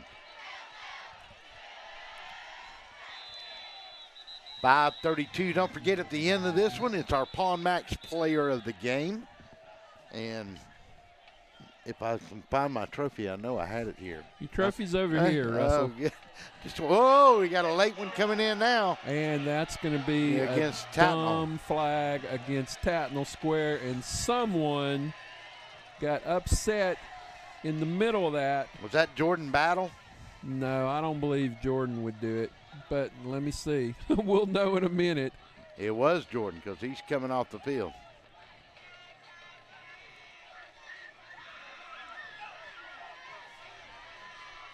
And we're going to, let's see what, well, 5:17. Yeah, that's a huge penalty. Jordan Battle, a leader on this football team, just got hit with a 15-yarder. And that is costly with 5:17. That's going to move that ball from the 47 to the 34. And that's going to give the Vikings new life. And there's a lot of life down there. All of a sudden, maybe for the first time of the night, FPD has the momentum.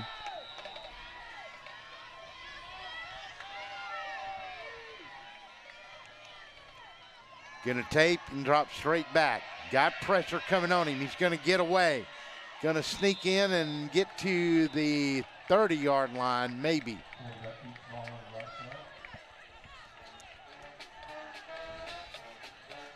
And things are definitely getting chippy out there. Yeah, Tajay Sanders ran him into the sideline. He gained almost 5 yards right there. And this quarterback's awfully slow to get up. And I don't see any flags on the play.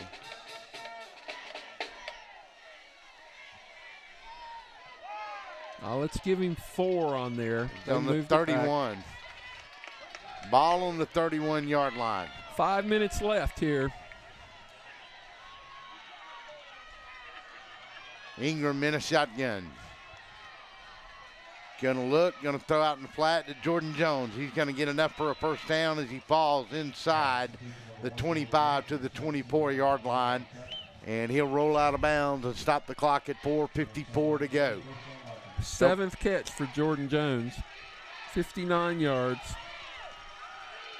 Well, and you know, John, in that offense with Harrison Alls on the other side, even Kilberg, it gives you an opportunity because if you key on one, the other's surely going to be open. Clock now rolls at 4:37. 1st and 10, ball on the 24-yard line of the Trojans. Trailing 7-0. Ingram throws it in the middle, and he had a man will go down and catch it, and that's Correa. Wow, what a catch by Andrew, and let's see. They're going to say he's down on the 19. And that was one of those plays. 2 Tattnall players thought they had a play on that football, and they missed it. And Correa was behind them, and he came up with it. Andrew Correa. And we've got a Trojan down on the field, and I'm not for sure that's not 81, Cole Rowland. I think it is Cole Rowland. And he's going to roll on his back, and they're going to look. This may just be a cramp, though. You know, it was amazing to me last night in Boone, North Carolina with Georgia Southern in 31-degree weather, the cramps. Yeah. It didn't make sense to me. So where is this ball right now? What was the game? The ball is down to the 19-yard line. And it was on the 24, so that's a 5-yard pickup. 5-yard pickup. Right. And he was off to the races and not run out of bounds till about the 7. But they say his knee touched.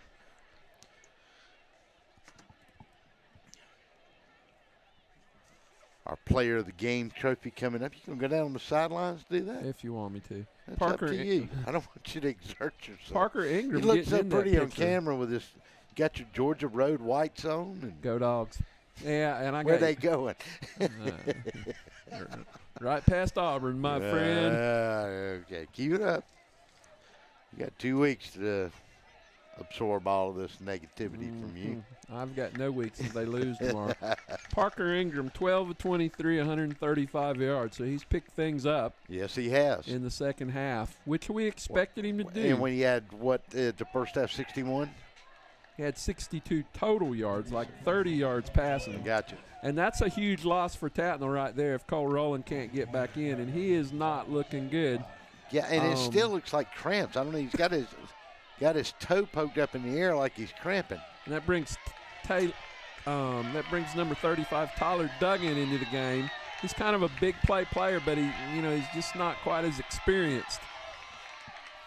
So Patrick Ingram goes to Griffin Brown. Griffin Brown's got room to run. Going to cut it into 5, to the 3, to the 2. They're going to say he's down at the 1-yard line. What a run by Griffin Brown of 19 yards. Almost took that one to pay dirt.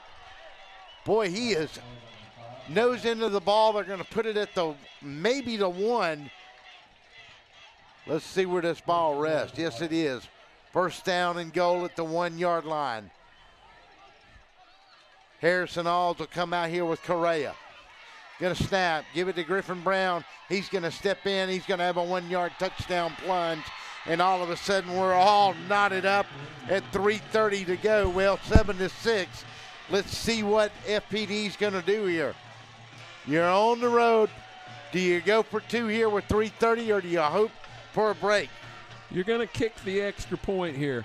Now, let me tell you one of the things that Wes Allen excels at, blocking extra points. He's going to come off that left side, and he's going to come off in a hurry. Let's see what happens here. Out of the hold of Jackson Moore. Snap, touch, kick is up.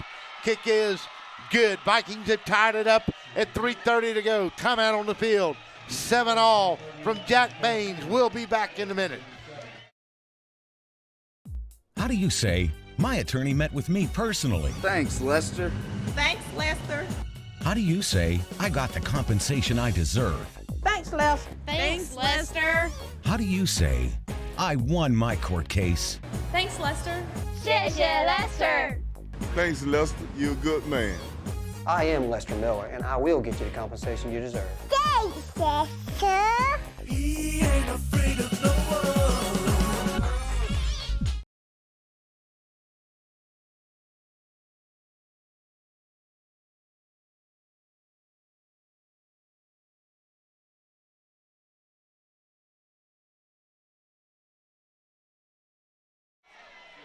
Welcome back. 3:30 to go.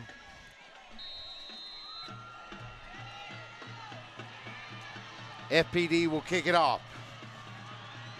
Ben Kennedy will do the honors. He'll drive it straight to Wes Allen. He'll take it on the 13-yard line. 25, 30. Got a hole. Oh, he my is going to goodness. take it. 1 man to beat. Oh 20, my 15, God. 10, 5. Oh, my God. He is gone. He is gone. He is gone. 3:17. He just took it 84 yards. My goodness. Wes Allen.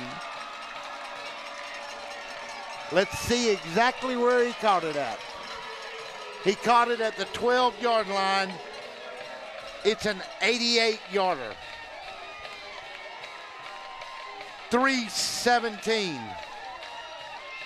Huge extra point here right now, Russ. Well, I mean, it is, But what does that do to FPD? That's got to just crush you. Trailed all night and you scored with 3:30. Snap, touch, kick is up, kick is good. Timeout on the field. 14-7, Trojans lead it. We'll be back.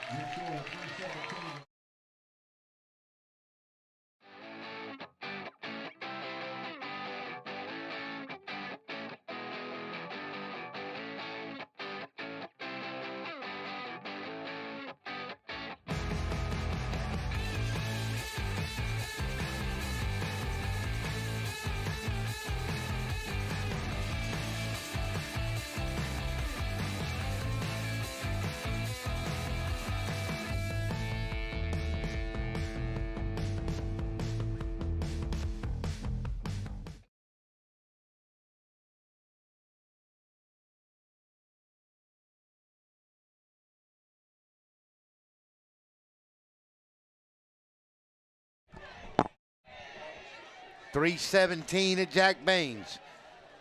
FPD scored with 3:30 to go in this game. They trailed all night 7-0. They got a 1-yard touchdown run after a big run from Griffin Brown of about 18 yards. They kicked it off. Wes Allen caught it on the 12, took it right up the middle, outran everybody. Trojans back on top in 13 seconds, 14-7. Up man will catch it at the 20. Going to come this way with it. Number 43, and that's Meyer, and he's going to cut up to about the 30. So Graham Meyer takes it back. Number 43, Graham Meyer on the return for the Vikings. He's tackled on the play by number 2, Demario Wilmore. Vikings will take over. First and 10.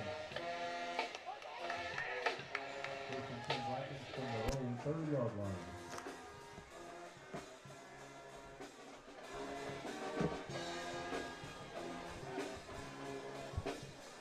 So first down and 10 for the Vikings. Harrison Alls are going to slot to that four outside. Jordan Jones will be wide. Correa will go to this side.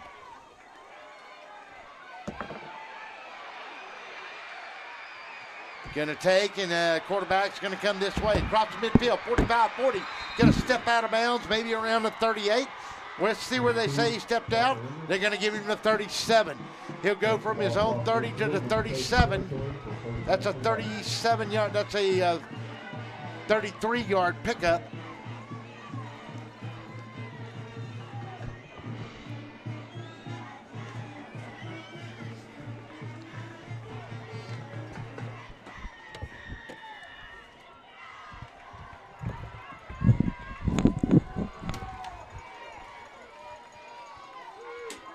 First down and 10.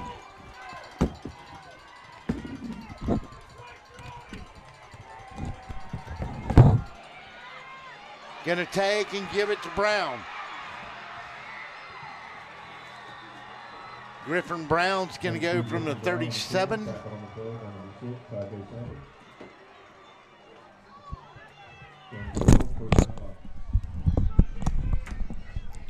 And here comes FPD. Clock is running. We've got 2:44 left. 2:43 clock, now under 2:40. Parker Ingram has had a big 33-yard run on this drive. Another 9-yard pickup by Griffin Brown. Puts the ball at the 24 of the Trojans. 2:26, 2:25 in a shotgun. Ingram gonna look, get away from pressure. Now he won't, and they're gonna sack him back around the 29. It's a 5-yard loss. That's Jordan Battle. Making up for that big penalty earlier, and we're down to 2 minutes now.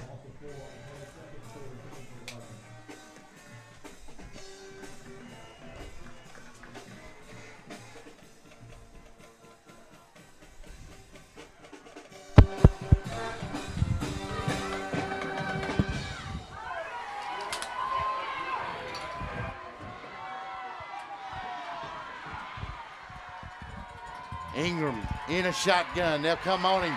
Missed him. Going to get out of trouble. No, he's not. He's going to put the ball on the ground. And Tattnall's got the ball. Tattnall got the ball. A man got in there. Number 34, Elmo Daniels knocked it away. Let's see what they say.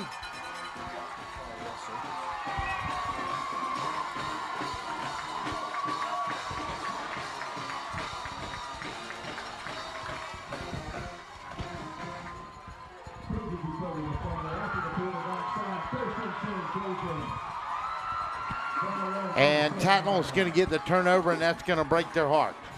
133. Okay. John Cosader is going to head to the sidelines for our Palm Max player of the game. Don't forget to stick around for our post-game wrap-up. And let's see, John, I got you.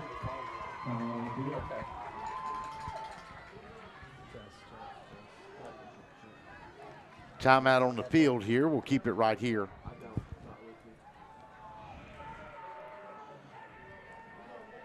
So how about if 133 is all we've got left in this one. 14-7 is the score. Timeout, Tattnall.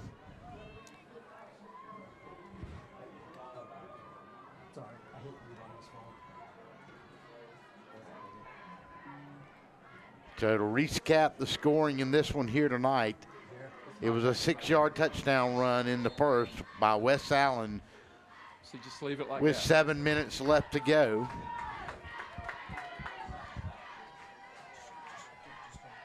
And the extra point was good. There was 7 minutes on the opening kickoff drive, I'm sorry.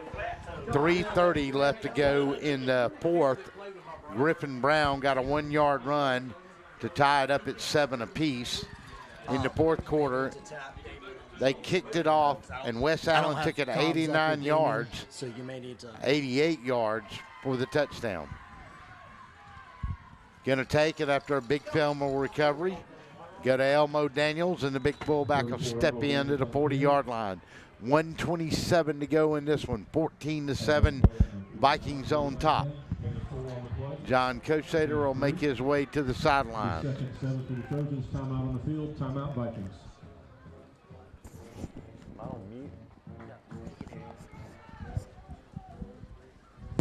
So, John, we got you? Well, 1:27, he's going to make it to the sideline down there. We'll talk to him in a few minutes. Can you hear me? I've got you, sir. Can you hear me? I can hear you. Okay.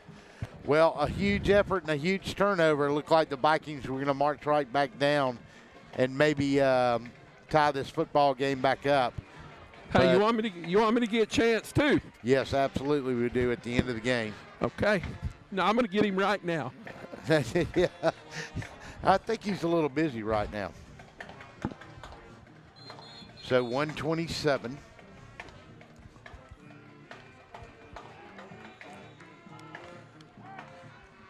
And we'll come out of the timeout. And I don't have any more updates on scores for you at this time.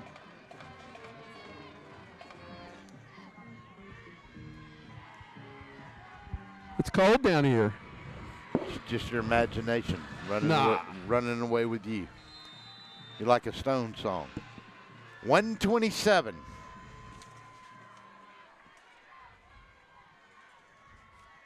Hunter Alexander's going to take and roll to this near side. He's going to come to the sideline. Going to slide in bounds and go out at the 34-yard line. Make it the 44-yard line. 1:14. Timeout on the field. Let's see who took it. And I'm assuming that's FPD on the timeout. 30 seconds. We'll take it with them. We'll be right back after this timeout. Anyone can deliver pizza. Only Marco's can deliver America's most loved pizza. Hot and fresh and right to your door. Dough made from scratch every day. Sauce from our original recipe. And authentic toppings like crispy Old World pepperoni. Because the Italian way is worth celebrating. Every day at Marco's, get 2 medium, 1-topping pizzas for just $6.99 each. Hello to America's most loved pizza. Hello, Marco's.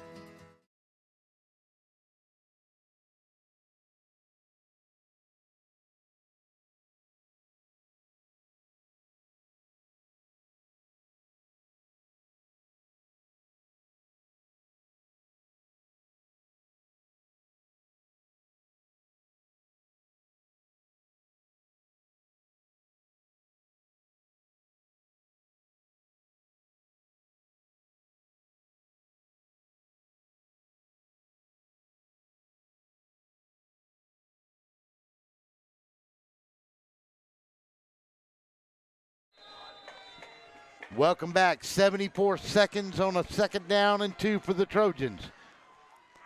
Take and going to give it to Wes Allen. He's going to step in, and he's going to pick up a 1st down, and that's going to end it right there. That's going to run out the clock unless they do something bad on a snap.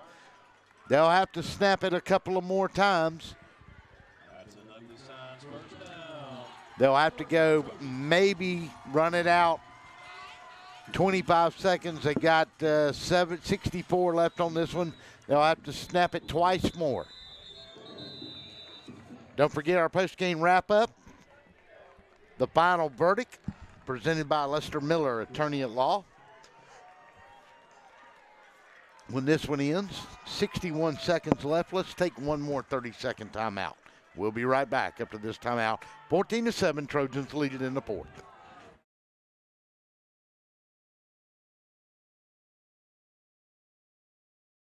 Anyone can deliver pizza. Only Marco's can deliver America's most loved pizza. Hot and fresh and right to your door. Every day, get 2 medium, 1-topping pizzas for just $6.99 each. Hello to America's most loved pizza. Hello, Marco's. Planning on a holiday party with friends, family, or coworkers? Texas Border Grill's private banquet room offers seating from 5 to 55. Lunch to dinner 7 days a week. Featuring an amazing menu with aged beef, seafood, and so many other signature dishes. Texas Border Grill.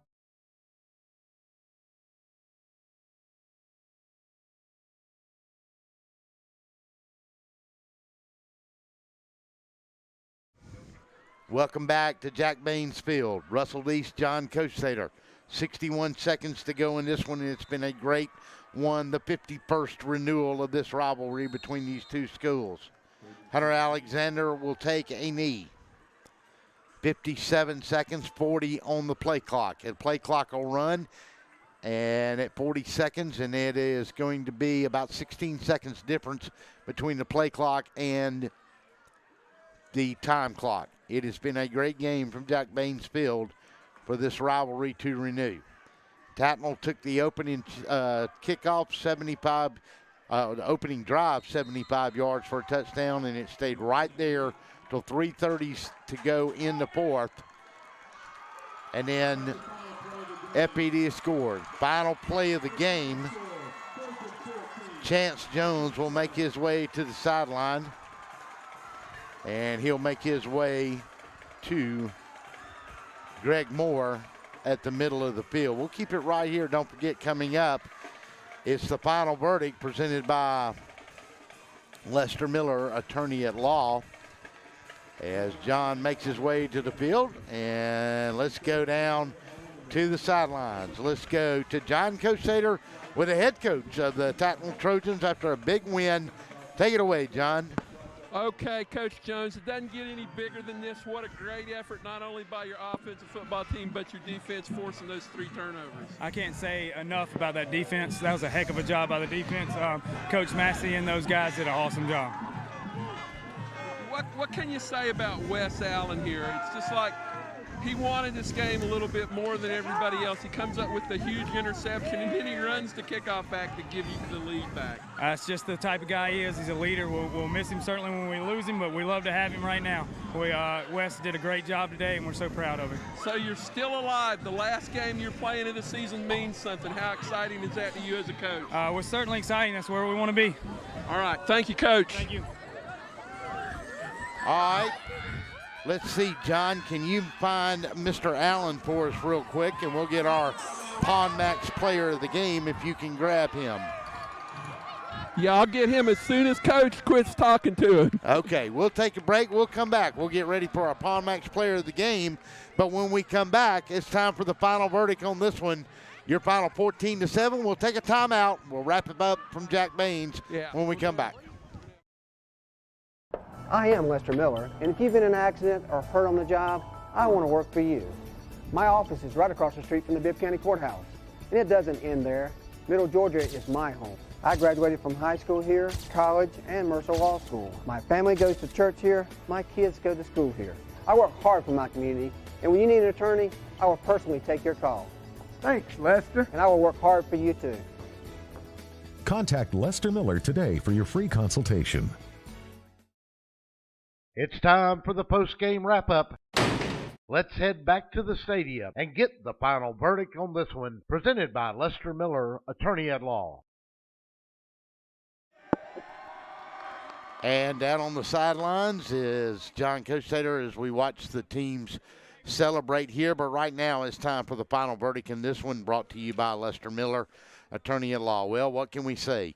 Tattnall got the opening kickoff, lined it up on their 25, and they drove it 75 yards, and it was a 6-yard touchdown run by Wes Allen, who punched it in with 7 minutes to go in the first, and that made it 7-0. Well, if you like defensive football, that's what we had, because that's where we ended up until 3 minutes and 30 seconds to go in the fourth period of play, like a pair of heavyweight fighters punching on each other. One got a break, then the other would get a break. But finally, Griffin Brown, after about a 19-yard run to set it up after a big pass play from his quarterback, Parker Ingram, Griffin Brown took it from about the 20 down to about the 1-yard line and plunged it in on the next play. And we were all knotted up at 7 apiece. And then on the ensuing kickoff, Wes Allen took it 88 yards. Extra point was good. Tattnall held on after that at 3:17 mark and punched it in on the 88-yard kickoff return, and it was 14-7. Then they stopped on a big 4th down and got a turnover on the sack of the quarterback. And let's see. Let's go down to the sidelines with our Pawn Max player of the game. And John Costater has that man with him right now, Wes Allen of the Tattnall Trojans. John, take it away. Wes Allen, the Pawn Max player of the game through DSBN. Congratulations. You come up. Now, first of all, was that an interception or a fumble recovery? It was an interception. I took it from him out of the air. You took it from him out of the air, yes, the first play. So they come down and score 7-7. What are you thinking when you're back there to return that kick? I'm thinking I just got to get good field position and get our offense down there where we can drive and score. I didn't think I'd take it all the way to the house. So when did you know? When did you figure you better get going really quick? Well, I took a cut inside and saw I had the kicker to beat. I took another cut and just saw green grass, and I was like, oh my gosh, this is really happening right now. Unbelievable. Now, we talked this week, and you told me a respect for FPD, but a dislike for FPD. Absolutely. Just a huge game. What does this mean to your career? Oh, this is huge. You know, we were 2-2 coming in this game throughout my whole career of 4 years here, and just get a dub over that team, that school, on our home field is just something that I'll cherish forever and never forget. Now you got one more week. You're still playing for something now. You lose, the season's pretty much over next week. Yes, now sir. You got a great chance to extend that season with another win. As far as confidence for this team, are you guys getting there? Yes, sir. This game was a huge confidence booster. It's just showed us that our defense has shaping up, and our offense, we got a ways to go, but we got to trust in our coaches and trust in each other in order to keep our season going strong. All right. This is Wes Allen, guys. Huge plays all night, and we're back to you. Thank you, sir. All right. Thank you very much. Thank you, John. Great job on the sideline. Congratulations to the Tattnall Trojans. Congratulations on a hard-fought game as well to FPD. They never gave up in this game. Wes Allen, man of the hour, Pawn Max player of the game. Well, that's going to do it for the final verdict from Jack Baines Field, presented by Lester Miller, attorney at law. I want to thank Brandon Thompson, our executive producer, John Costater, my color man here tonight. And to everybody that watched in tonight, you got to see a good one. Don't forget Monday night, Making Touchdown Club at the Methodist Children's Home.